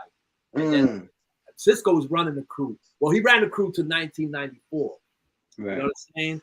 And then 94, we kind of took a break because, you know, Cisco had left and we didn't know how to book shows. You know what I'm saying? But I was kind of like the older one. This is when it became only 3 of us. So Shallow and Tron ended up leaving and starting a crew called with this other guy who used to dance with us, Andre. They started a crew called something different. You know, we just do, you know, it was just crew shit. You know what I'm saying? It was like a lot of crew, like y'all should just leave them, come with us. You know, for me as a dancer, it ended up being us 3. You know what I'm saying? Actually, Kid Rock was there. Then Kid Rock started hanging out with Flo, and they started doing their thing. And then Archie came back, and then it started being us 3. See what I'm saying? See what I'm saying? These kids don't know about this shit. They don't know about this shit. It's like 1991, maybe 1990. Yeah. Yeah, man. Nah, seeing this, what I'm saying, it's like that's dope because like it's part of the show. Like, how are you gonna stand out? You gotta do everything plus something new, right? Which is like this is all they're not used to. This is our break routines right here. Yeah, right you're just doing all the like hip hop shit into it, right? Yep. Nice, man. You guys are evolving, right? You're we were evolving with it. Boom. Yeah, we were like that's crazy because maybe you couldn't do it at Latin Quarters or anything like that. But yo, if you're doing a show, you gotta look. It kind of messed up. We couldn't really do breaking on this floor, so we kind of switched it on this floor. Right. The floor was kind of messed up. It was like a wooden floor. This was like someone's birthday party. You know, Cisco got us this show, and we got paid like $500 to do this back then. We were like, let's do it. Actually, $600 to do it. Each? Yeah. No. This is just all. That's from breaking. That's a breaking routine. My knee got all cracked up right there. This is damn. Oh, that floor was terrible. The floor there was like mad holes in the floor. Oh man. Somebody just built that floor for us. Right. Yeah, there's elements, right? There's the elements of it, right? We could only do certain elements of it. Right. You know what I'm saying? Like we couldn't do too much because the floor was so wrecked. We couldn't do much. You know what I'm saying? We couldn't spin. We couldn't really do. It was like gaps in the floor. Right. But that's dope, man. So it's crazy because this is actual, like, you know, you guys mixing it up. You guys are literally mixing it up. Yeah, there's, you know what I mean? Oh, man. Yeah, I could. Yeah. There you go. There you go, Lean. Yeah. Boom. Yeah. Boom. Nice, man. So when did you first? Okay, so you guys went from this. So this is like 1990, 91. Like 1992. 92. So when do you guys like, yo, let's drop all that stuff? There's another video, if you could look this up. It's by a rapper called Check 1 2. Check 1 2. I forgot what the name of the rap was. Because then after that, there's a part where we kind of like we started getting into hip hop dance, and that's when my two nephews got involved. My nephew Quest and Flight. Okay, word. Shout out to Flight. Yeah. Quest was actually the craziest thing about Quest, and I'll get into that, was he was very creative, like super amazing. But we got into I don't know if I could find that video. Yeah, I'm trying to look for it. It's like if I put rapping Check 1 2, like everything is like Check 1 2. Yeah. But the crazy thing is that you guys were able to, like you said, like, you know, we pulled up that clip of Float and you said that's 1989. That's without him practicing. Yeah. That's freaking amazing. He wasn't even practicing. He wasn't even trying to maintain. So were you guys like hoping that like the scene, because like that's what Caesars was saying. I dreamed that the whole scene was going to come back. It wasn't going to be just like freestyle, hip hop, dance, and then maybe do a head spin. My whole life it was just like, yo, I'm gonna do this till the wheels fall off. Like it wasn't like I was hoping. My thing with me was, how do I stay creative and be able to keep this going? You know what I'm saying? Right. So when 85 came was when, we started seeing, like Float would go back and forth. So Float started bringing back tapes from, so we were still like hip hop dance. So like 1983, 1984, right. he was bringing back tapes of like Wiggles and them. Like 1999, 93, 94, he was bringing back tapes of Wiggles and Crazy Legs in Europe. Right. And this is when they first like met like Emilio and yeah. And Storm and Swift and all these guys. and he was also they had what's the name of that group they had in New York? Get Original. Yeah. What was their name? So he was bringing back tapes of their shows. So he was watching like footage of like at first the first footage it was Quick Step and like this is all old shit. This is not even like this is not even Float going off. This is him having fun. Yeah, that's what I mean. If you said this is 1989 and he's not even like he was doing stuff when I first met him like this. Crazy. Way crazier. Look at his back mobility and extension. Yeah, like his back jelly back.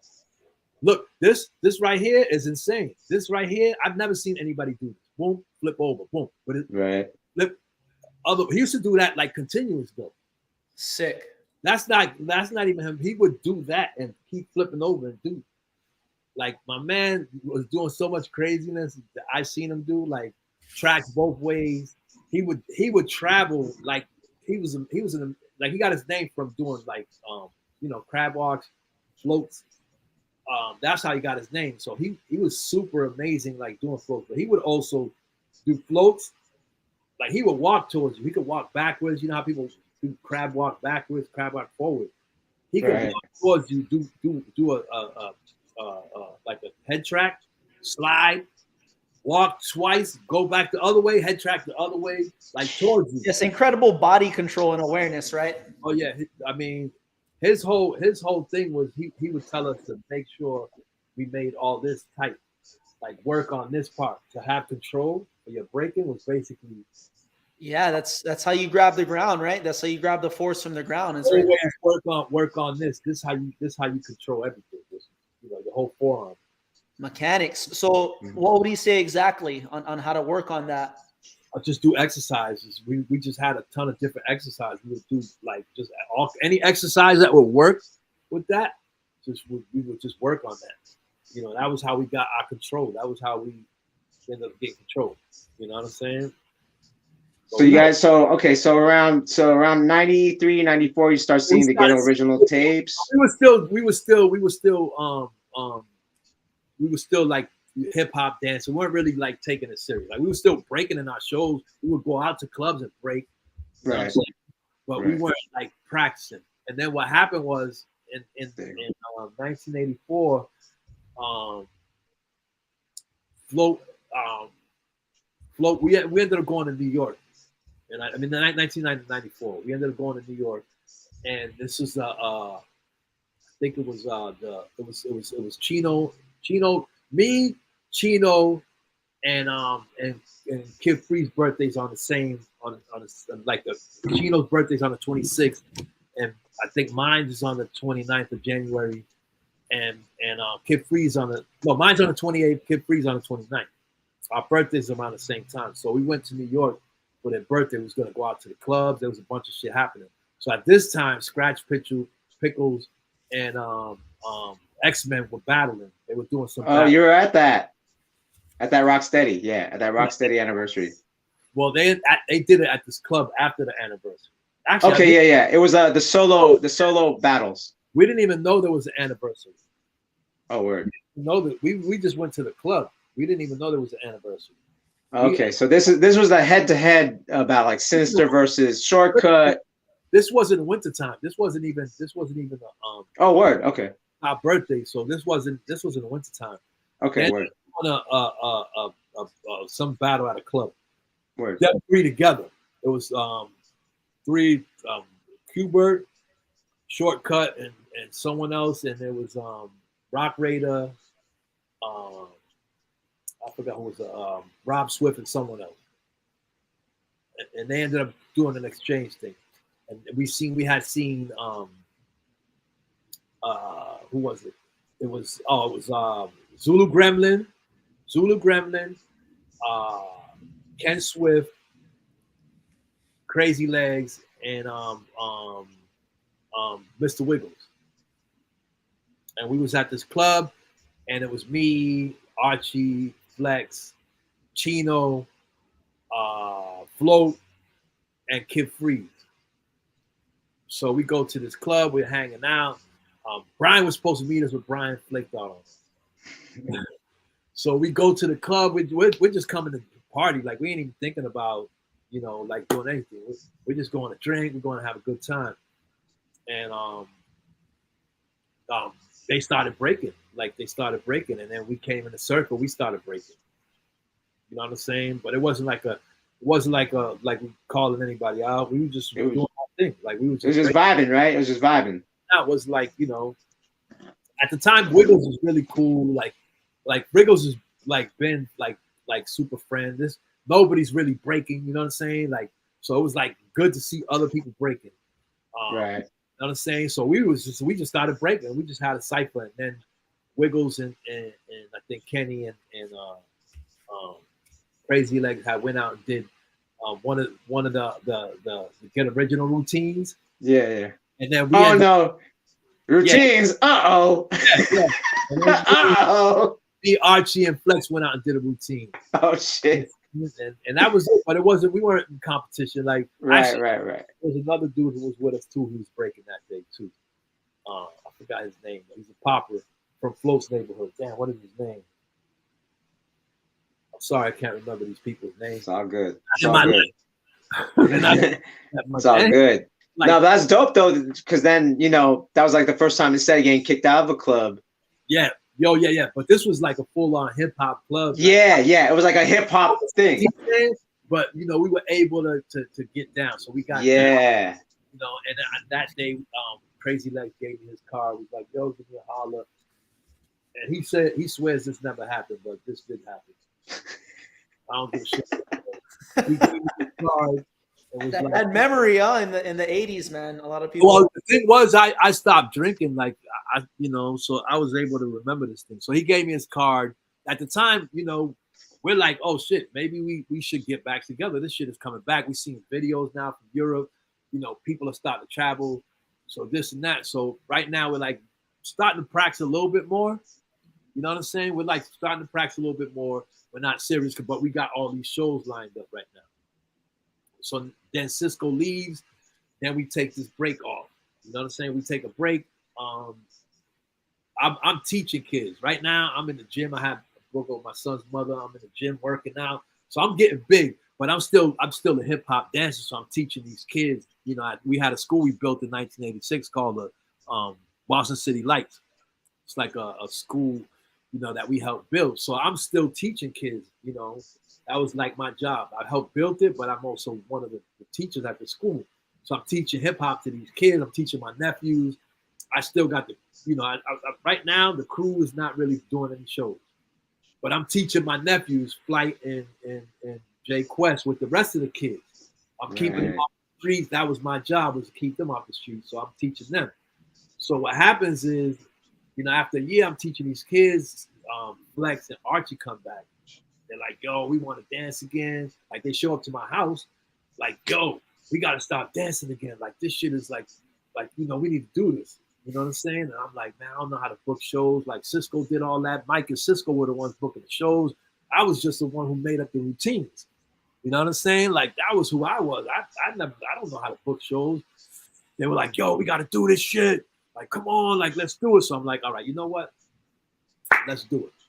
And then like 2 months later, Get Original shows up to Boston to do a show. Okay, word. And we're like, oh shit. And then we got to see this is when Flow Master was dancing with Rocksteady. Yeah. Arco, was he there yet or not yet? Who? Arco, was he in the show yet or no? Oh, no, he wasn't in that. He wasn't in that show. This was like a little show that they did. It wasn't even all of it. It was like Flow Master, Ken Swift, Wiggles, Fables, and I think someone else from that wasn't in Rocksteady. It was just a part of the. It was like a small little bit, and then we ended up seeing Flow Master. And we went to, because the people who were throwing the show were people that used to book us. So we did a show with them before. They were like, "Yo, come to the show." These guys are coming to do a show. So we ended up going to do that show. You know what I'm saying? Or we ended up just going to watch the show. And then after they brought us out, we did a little cypher with them and shit. That was it. And then Flow Master, there was another kid that used to be down with Flow Master. He was from Boston. He was actually my best friend from back in the days. When I first moved to Boston, he was my best friend. His name was Act One. Act One he moved to New York after Breakin died and started practicing with Rocksteady. He was trying to get in Rocksteady because he was trying to take it serious. You know what I'm saying?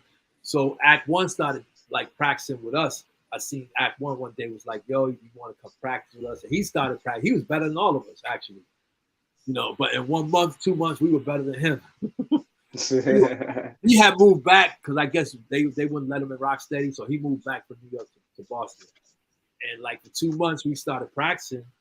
And then we got better after 2 months after that, because he knew Flow Master. Then Flow Master would come to Boston and we would train with Flow Master. you know, and then we started practicing, you know, more and more, getting into it. And then at this time, we're like practicing heavy. We practicing heavy. We're doing shows. I'm learning learning my ways. You know, I'm getting creative, learning my ways. And then what happened? Oh, then we bump into Quick Step. Float had called me. Float was, you know, he was away, and he had called me. Was like, "Yo, I need you to hook up with Quick Step." You know, this, you know, I wasn't going to New York because something happened with Float, so I wasn't really staying connected with my people in New York because I didn't really want to go to New York and get caught up in any crap. Right. You know what I'm saying? So what happened was I ended up going back to New York. He hooked us up with Quick Step, and that's how we met, like full circle. And we met. Okay. We had met. Who was it? This was like 19. Actually, no. What happened was What happened was Float called me. This is like 85, 80, like 90. No, sorry about 90, 95, 96. We get a call from Float. I get a call from Float. He's like, "Yo, you gotta come see. You gotta hook up with this guy, Quick Step." And I was just at the time, Quick Step, you know, that's Quick Step right there. Yeah. Yeah, this is like the whole Ghetto Original like show, right? Like their video, Mr. Will's video. Yeah. Shout out to Desola. Yeah, this is original before Flowmaster was in the show. So yeah, this is before. So what happened was I get a call from Quick Step. You know, and Quick Step tells me, "Yo, I'm in Boston. I'm doing a show with KRS-One." So we're like, "Word? Oh shoot, we're gonna go see it." And this was like for some corporation. It wasn't like a show where you could just go see KRS-One. It was like something that was closed off to everybody. So he was dancing with the Breeze team. It wasn't okay. like full circle. He was dancing with the Breeze team. So they ended up actually them two were the ones. It was that guy who showed up to Boston. He was dancing with Fagan. Oh, word. Is that a Desola? I'm not sure if that's a Desola or not. I think his name is Link. Okay, word. I think his name is Link. Yeah, man. But he ended up coming to Boston, and we ended up going to see him. And then me, Act One, and Flex went to go see Quick Step. And we see right when you say Quick Step, he goes on screen. The thing was, when we first seen him, you know, he was just like he was just kind of like he was looking like Float. You know what I'm saying? Word. At the time, you know, we kind of like were like, you know, he couldn't like we still had that old mentality, like he couldn't do other people's signatures. Right. We were like, yo, hold up, like you're doing too much. I remember he asked us. This is straight up. He can say whatever he wants to. And he asked us, "Is like, yo, what do you think?" And all three of us looked at each other. Actually, Gak wasn't really around Quick Step. I mean, wasn't around Float as much. And Flex was his maniac. You know, Flex was like a maniac. Flex was like, yo, dance like Float. I mean, you know. There's like, definitely influence. There's definitely influence. Well, we can say that. You kind of got to dance. I don't know if he was doing that to kind of like, because after that he stopped dancing like that. You know what I'm saying? Like, I don't know if he was doing that to kind of like say Float taught us or whatever. But we didn't really respect that shit at the time. You know what I'm saying? Right. Nah, like that's a little too much. And he was dope as hell. Like Quick Step's an amazing dancer. Because it was Quick Step was the one that introduced you guys to Storm and Swift and talked about and Float and them? No. Oh shoot. Okay, word. We didn't even meet them till I met them through just going to New York or something, or maybe even when Float came home. Okay, word. Met him. I seen him at different places, met him at different events. I think. Okay. You know what I'm saying? We became more friends when Float came. Storm came to Boston. Word. But what happened was, you know, we kind of like, you know, we stayed and we didn't stay in contact. And then Float called me up and was like, yo, what happened, man? You know, Quick Step called me. he was like saying something, and I was like, yo, man, he's doing the shit. Like, we weren't really feeling that shit. And Float was like, yo, I need y'all to go see him. Like, I want, he was who he looked out for me, this and that. And once he said that, then we started going to New York. Right. And then we met K-Mel. Actually, he invited us to go to Rocksteady 97. Okay. And that's when we all met. We met Boogie Brad, right. Methods, Phase 2. Right. There was another crew, I think they were called Natural Born Killers from DC. And then this other dancer from Germany, I forgot his name. And then we all started practicing. You know what I'm saying? I met what's his name from what's Ruin's brother's name? Frankie Flav. Frankie Flav. I met Frankie Flav. We met mad people all over at this practice Quickstep did. And then we started connecting, and then we ended up Clown had a house in Manhattan, and he let all of us stay together. Boogie Brats and Floor Lords. We all stayed in the same house. We all had a blast. We was all bugging out. We was breaking in the hallways. We was tripping. And then we started going back to New York more and more and kicking it with K-Mel. And K-Mel basically got in trouble in New York.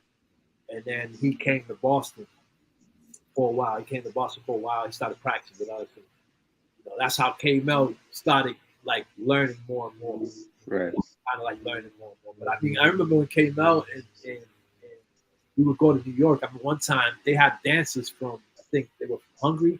This guy named Gumby. And Suicidal Lifestyle. Yeah, Gumby and Ice. Gumby and Ice used to dance with Full Circle. They were hitting in New York. And that makes sense. Yeah, that makes sense. One time, me, Flex, there's some footage out there too. There's some footage out there of us. I remember them wearing a Full Circle shirt.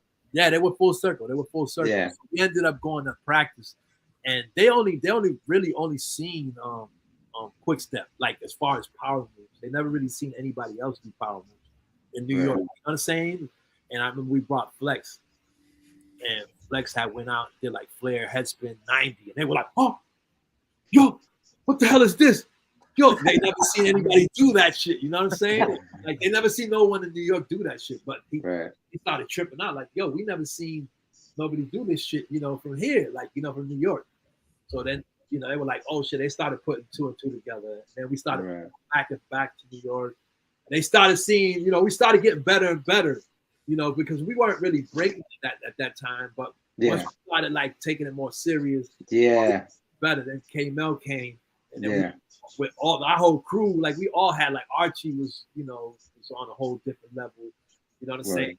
Flex is on a whole different level. And then we just had other people who were down with the crew. Lefty. These are people that, were amazing that just didn't have the heart. You know what I'm saying? Like these are my students from they're in that video, like dancing in that video from the 80s. Right. Like these are kids that I kept dancing like the whole that was my thing. Like for me was like to bring up the next generation. Right. To keep the next generation. You've done a good job with that. I mean, obviously. Because obviously. I'll tell you this, for me, it was never about me. For me, it was about, like my brother. My brother was my big inspiration. And I took from me being with him turning to guns, drugs, gangs, drugs, and all that shit. I took my kids from my neighborhood and started training those kids. And then when breaking came around, I started traveling different neighborhoods because what I would do, I would go to different neighborhoods because I could only, use a community center for so long. You know what I'm saying? Like, they'll be like, you got to go. You can't stay here. You got to pay. I didn't have money to pay. So I would go to another community center and I would drag those kids from that community center to another community center, teach at that, bring those kids to another community center. So my whole life has been like teaching kids, you know what I'm saying? Right. So it was never about me, you know what I'm saying? When my crew, I wasn't the best in the crew. Right.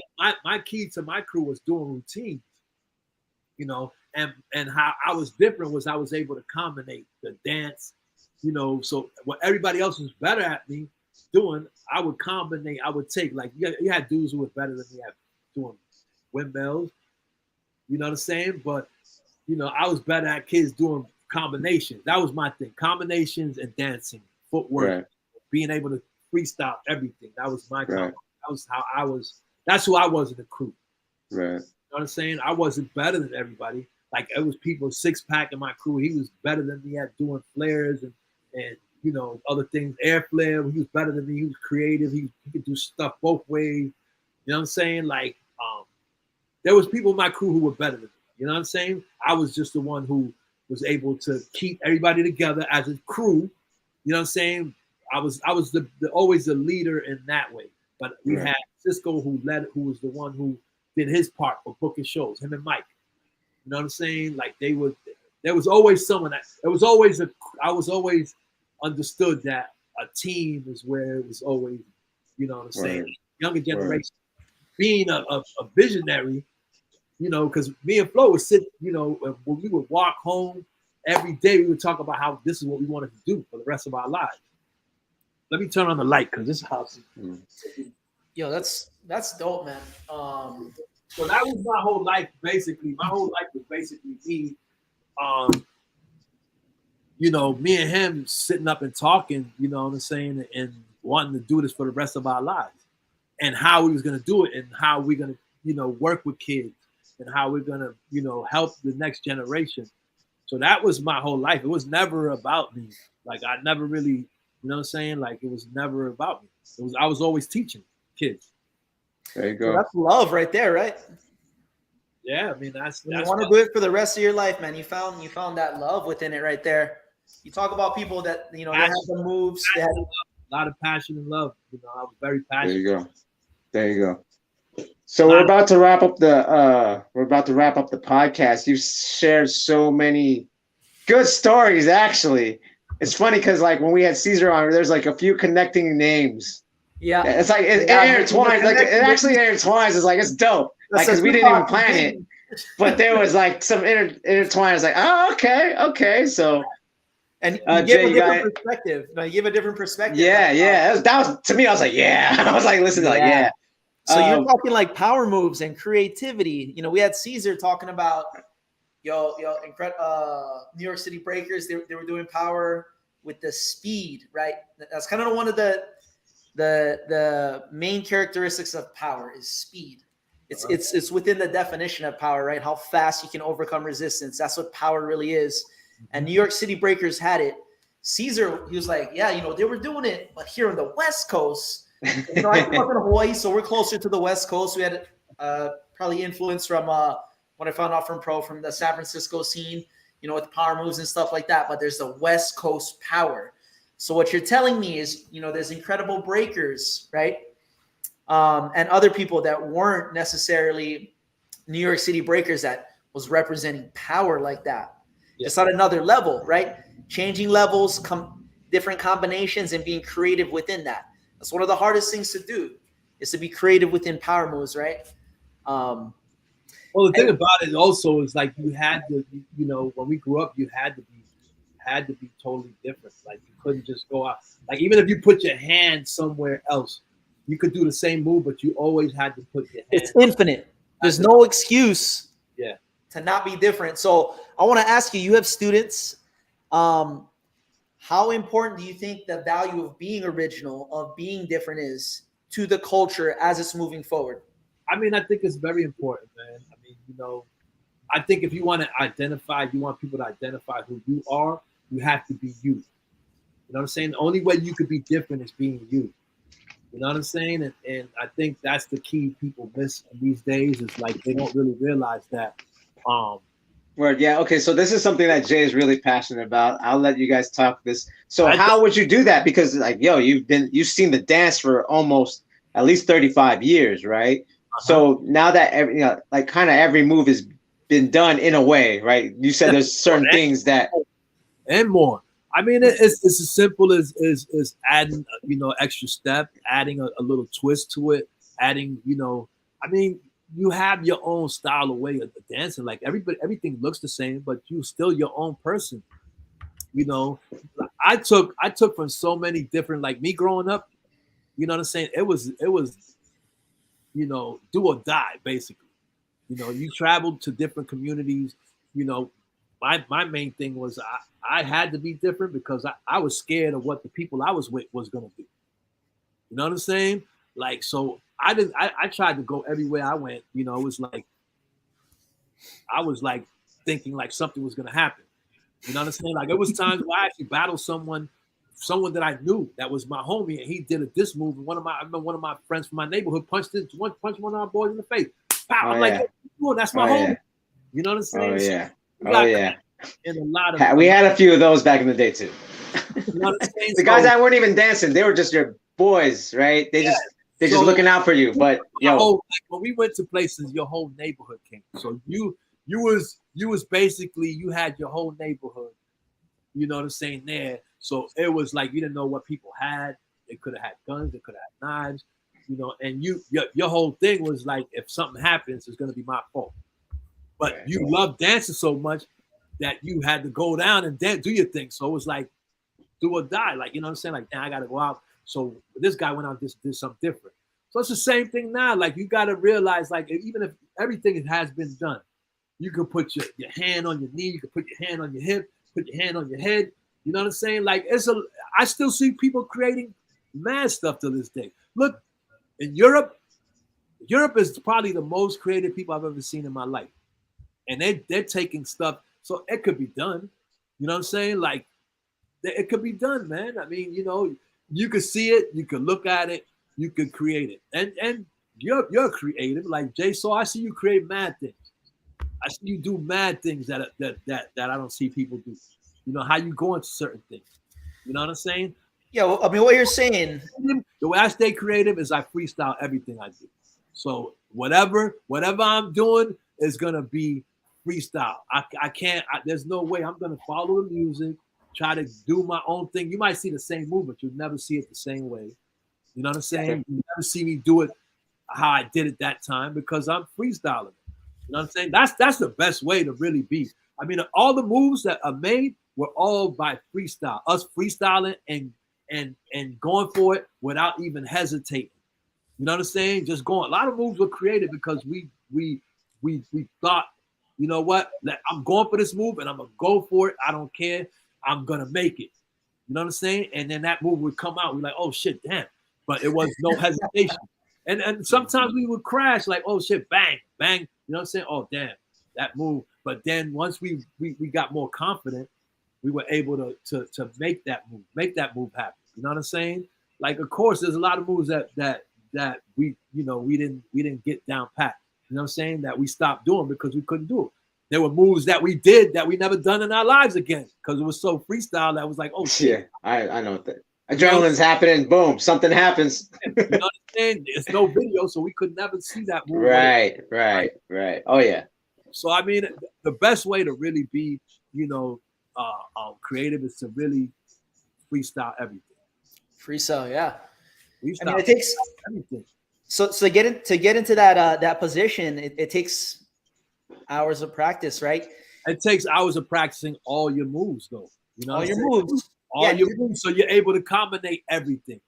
You know what I'm saying? Like, that's what we did. We worked on. That's what I did the most because I had so many talented people around me that I had no choice but to freestyle every time I went out. You know what I'm saying? Because I had to be different than everybody. So if that guy went out and did windmill, flare, this and that, I had to go out and do windmill head spin, windmill flare, swipe. You know what I'm saying? So that's how it goes. It bugs me out.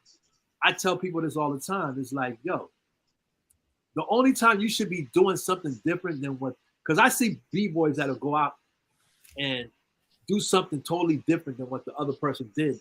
When what we would do was watch what that person did, you know, and do what he did and add to it. That's how we top what he did. Is that simple?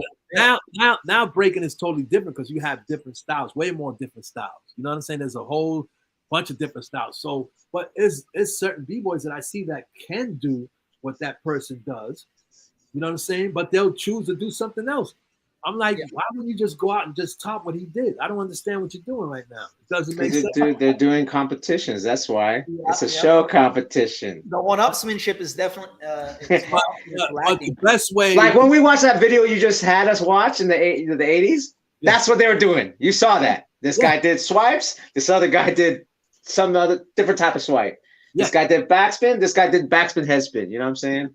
Yeah, but that's what I'm saying. The guy went out and did flares. The other kid went out and did windmill flare. Yeah. You know what I'm saying? Yeah. Like, yeah. my point is you know, now someone will go out and do, you know, flare, windmill thing and freeze, and the guy who could do the same thing or go out and do footwork. I'm like, yo, what the hell is that? You could have done that. I'm that guy. You could have done that and done footwork. You know what I'm saying? Like, yeah, I hear. You know, breaking, just sometimes I'm just like confused, you know, and I'm not confused when I definitely see someone go out and do something that no one does, you know what I'm saying? But then that's when you bring out what you do best. You only can do what you do best. You know what I'm saying? Right. You can't compete with somebody who's doing something different than you. You just got to do you. You know what I'm saying? That's how I look at breaking. Yeah. And I trust me, I've seen dancers from all over the world. I've seen the best, and I seen, you know, the future. I stay up on it. I stay like my life is dancing. That's my life. Right. We got a comment from the chat. B-Boy Tommy says, "What do you think about the current scene in Boston or just Massachusetts in general?" I think it's growing. And, you know, ever since I left, you know, I definitely think it I kind of like I think there were too many, you know, I think a lot of people try to take my spot instead of working with each other. When I was there, I worked with everybody. So I'm just a big, like, I'm just a big, like, I don't care what crew you in. And your crew doesn't matter. That doesn't matter to me. Like, my thing is community. You know what I'm saying? Like, I don't care about, I never did anything for myself or for my crew. I did something for the community. All my jams are not my jams. My jams are for community. You know what I'm saying? Like, that is the most important thing. And I think the younger generation doesn't know that. They don't really. My nephew understands that. My nephew understands because he grew up with it. He's always seen it. Yeah. So he looks at things. He doesn't look at things about his crew. Like, yeah, we a crew. Yeah, that's my crew. Yeah, if we battle, we battle. But after we battle, like, this community. Like, this means nothing to us. So that's like, you know, that's a difference. And I think once I left, like, that community vibe left. You know what I'm saying? Like, and now it's coming back. Now that's dope. Well, you brought it to Hawaii. I know. That's what I'm saying. Yeah, you helped bring it to Hawaii. Like, I mean, that's who I am. You know what I'm saying? Like, I'm community. I'm not myself. You know what I'm saying? Like, and not to say that the whole community, because without community, I wouldn't be who I am.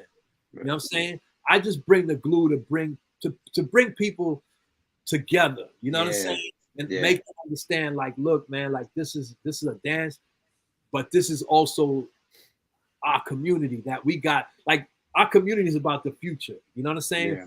My future, my community growing up, my peers kind of messed up our community. You know what I'm saying? And if it wasn't for people like K-Mel, Josh, my son, my nephew, kids like Vicious, Fleu, even Hijack and Bo, like, shout out to him. He just won groove session. I knew he was gonna win that groove session. I knew it. You know, Hijack. Yeah. My point is, even, you know, like, all these guys always kept me focused on community and focused, looking at them, seeing their growth, seeing what they're doing and pushing. Like, I'm here to mentor. I'm not the dancer I was in 80, 81. You know what I'm saying? I'm not the dancer I was in 85. I'm not that dancer. I'm here. As far as, like, broken up, I'm broken up. You know what I'm saying? I'm happy to be here because I get to work on myself, like, every day, mentally, physically, you know what I'm saying, and spiritually. You know what I'm saying? That's my whole life. So I think, you know, that's who I am. It's about community. It's not about yourself, man. You know what I'm saying? If we want this community to grow, it's about us supporting every single part of this community. You know, not just the cypher community, not just the competition, not just the Olympics. You know what I'm saying? Everything needs to be supported. You know, if you don't like it, then don't do it. Do what you do best. You know what I'm saying? if you're older, understand that this is not my son. I think, yeah, yo, Lean, I just realized, bro. I just realized you're one of the elders that don't complain. Like, you do something about it, bro. Like, I'm starting to think, like, yo, I never see you on Facebook like you're always giving, bro. You're always giving. My whole life, it's been my whole life. It's been given. Salute to you, bro. Salute to you. That's if I can't give you, I can give you knowledge of what I know. But I'm not also a giver. I'm also a receiver. You know what I'm saying? So, like I also received the younger generation what they would talk to me. Like I would also listen to them, and I also because I'll tell you, man, like a lot of the younger generation is what taught me a lot of this. You know what I'm saying? My son and my nephew would be like, yo, because I hung out with all the OGs. I brought all the OGs come to my events. You know what I'm saying? And some of the times they'll come and they'll be like, yo, this guy said this. They'll be laughing at OGs, and I'm like, yo, don't be doing that. You got to show them respect. They'll be like, nah, but they doing this, they doing that. And then I'm connected with a lot of the younger people. And that I'll come listen to them. They'll come tell me how the OGs act and this and that. And I'm just listening to them. And then I'll go back and I'll talk to the OGs like that. I'm the type of OG that'll go talk to the OG and let him There you go. Man, you gotta slow down, like you gotta chill.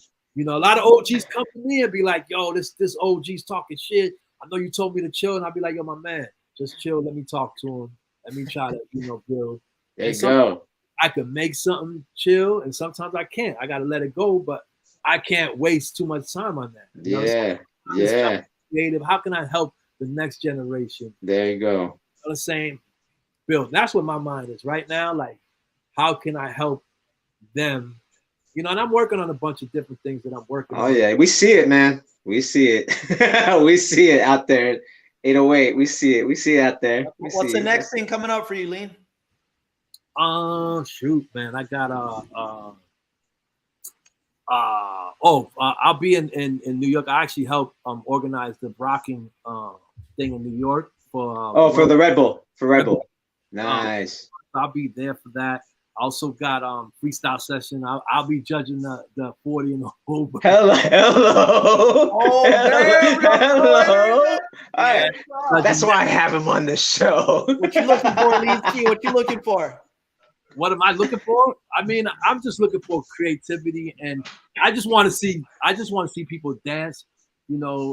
Someone was just telling me something the other day, and we were looking at a video, and they didn't really realize like what breaking really is. Like they think like breaking is just you just doing moves. And if you see me at any competition, I'm constantly bopping my head to the music. Yeah, that's real. Every time I see you. Music. Yeah. I could tell you're dancing to the music. Yeah. So I consider like everything. You got to do everything to the beat. You know what I'm saying? Like if I'm bopping like this, I'm bopping to the beat. So you got to do top rock to the beat. You got to do footwork to the beat. You even got to do power to the beat. You know what I'm saying? Like I'm just listening to you, and you got And we was watching this video, and people were making this big stink about it, and I'm like telling them like, nah, watch the video and bop your head to the video. And dude wasn't dancing to the beat. And then he went down doing footwork, popping. He wasn't dancing. And then, there's a part of the music where the beat goes bang, and he freezes after the bang. And then he looks at me and he goes, "Oh shit, you're right. You're right. You didn't do anything to the beat. He did some crazy shit. The dude did some crazy, like the dude did a crazy round. Nothing was to the beat. Nothing was to the beat. And then he after he froze, it was like bang, and then he froze. It wasn't even like the beat went bang. You know what I'm saying? And then he froze after. I'll lose balance, bro. I'll break sequence and I'll lose balance to get that beat, bro.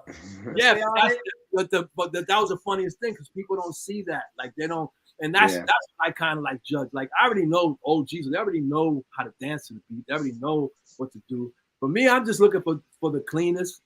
At this point, like that's all you could really judge in a lot of different competitions. Who's the cleanest? Who has the most stamina? You know what I'm saying? And who's dancing? You know what I'm saying? Like who's gonna at the end, who has the stamina to hold the freeze? You know what I'm saying? Like at that point, man, and that's what everything. Like now these days, like these kids are doing so much amazing things that you only can judge by that. You know, you only can judge by that. You know, a lot of people talk, but the truth is, like, I'm not a professional. You know what I'm saying? I'm just someone who lived this shit to the fullest. You know what I'm saying? Like, I can't even say I'm a professional. I'm not really out there like dancing like I, you know, like these kids are. These kids are the next generation. Next level already. Next level. So I'm just here to I'm happy that I don't gotta judge the I gotta judge you guys. You're judging the old guys. Do they still got it? That's a bracket to watch. I know you got it, you know, and I know people are gonna come. They got last year was pretty crazy, man. It was good. It was good. It was good. I think it's gonna be crazy. Yo, everyone turned 40 this year, so I'm like, oh shit. It's gonna be. Everyone turned 40 this year. Rock's right, Ronnie, Flea Rock. I'm like, everyone turned 40. Damn. All right. This is a regular one-on-one. This ain't 40 and up. Flea Rock to me is actually you and Flea Rock, because I ain't gonna say that right now. Like you're definitely working very, very hard. As far as like one of the B-boys, one of the older B-boys, you know. For no reason. I just love it. I just love it, man. That's the reason. That's the reason. That's the reason. I love it. I think you know, your main thing is working on your flow. You know what I'm saying? Like you gotta work on a better connection with the flow. Thank you, sir. I'm gonna work on it. I think you know, there's gonna be a lot of heavy hitters in that for sure. I just gotta, I just got like, and I'll be the one of the oldest. Everyone's like, I just turned 40. I'm like, motherfucker, I'm 47. So and I ain't gonna take it easy. Don't take it easy on me. You know what I mean? So nah, I don't think they are. I think they come with fire this year. Yeah, hell yeah. But yo, it's the energy this year. Last year the energy was a little low. You know, and this year is gonna be kind of crazy, bro. Because COVID kind of, you know, people were still like, yeah. You know, like kind of like, oh, you know, I think this year is gonna be pretty crazy. Yeah, man, I agree. So we about to wrap it up, man. We're already 2 hours in, man, and you gave us so many gems. Yeah, man. The stories. Dude, you connected the West Coast shit, and you connected some stories I've heard too. So that's dope. The names. Yeah, it's dope. We gotta get Orko on here. We gotta talk to Orko eventually, and like, you know, he's gonna be like, I battled German and Yeah. So yo, you can find Leanski right here on Instagram. Anywhere else they can find you? I got a website. My website is Leanski with a double E. Oh, word. Okay. Leanski.com is my website. There's a couple of videos. I mean, I just put it up. It's mostly for DJing stuff and dope stuff. Speaking of which, tomorrow on the trades, 3 p.m. PST, I will be having DJ Shortcut. No, it's Leanski with a double E. No. Okay. LEANSKEE. Yeah. There you go. Yeah, that's it. There you go. Yeah. That's it. Find Leanski over there at his website and his Instagram. Again, like I'm just gonna say, shout out for tomorrow, the trades. We're gonna have DJ Shortcut. We're gonna have an interview with him because he was around in these times that we're talking about with the B-boys from here. And we're going to talk about all his past and stuff like that. You know, been knowing that guy for like 31 years. Holy crap. So really dope. And Jasoul, where can they find you? Instagram, High State Rocker, and BTR Breakin. And also check out btrbreakin.com. We have online training that we connect the principles of biomechanics or movement science to breaking to make it easier, and also to help you stay healthy. You know, while you're doing that, while you're training into your 40s and 50s, like my man Pro. Don't start too late. Don't start to add the thinking to your process. Helping me. I still got my little balls. I still use those balls. Yeah. There you go. Oh, there you go. There you go. Yeah, we did a little session with Leanski, me and my brother. Yeah, he has some shoulder pain. Nice. Got it, but I'm working it. I was getting better. There you go. We do have calls on btrbreakin.com. Yeah, check it out. Yeah, man. And of course, you could follow me at, where's my thing? Right here. On Instagram, PROFO_FLGZ. And you can find me on the ProfoWon YouTube channel and ProfoWon.com. This has been Gearhdz, episode 21, Breaking Anthropology, part 4, History of Boston with Leanski. We gotta say peace, and we out. Check you guys next week.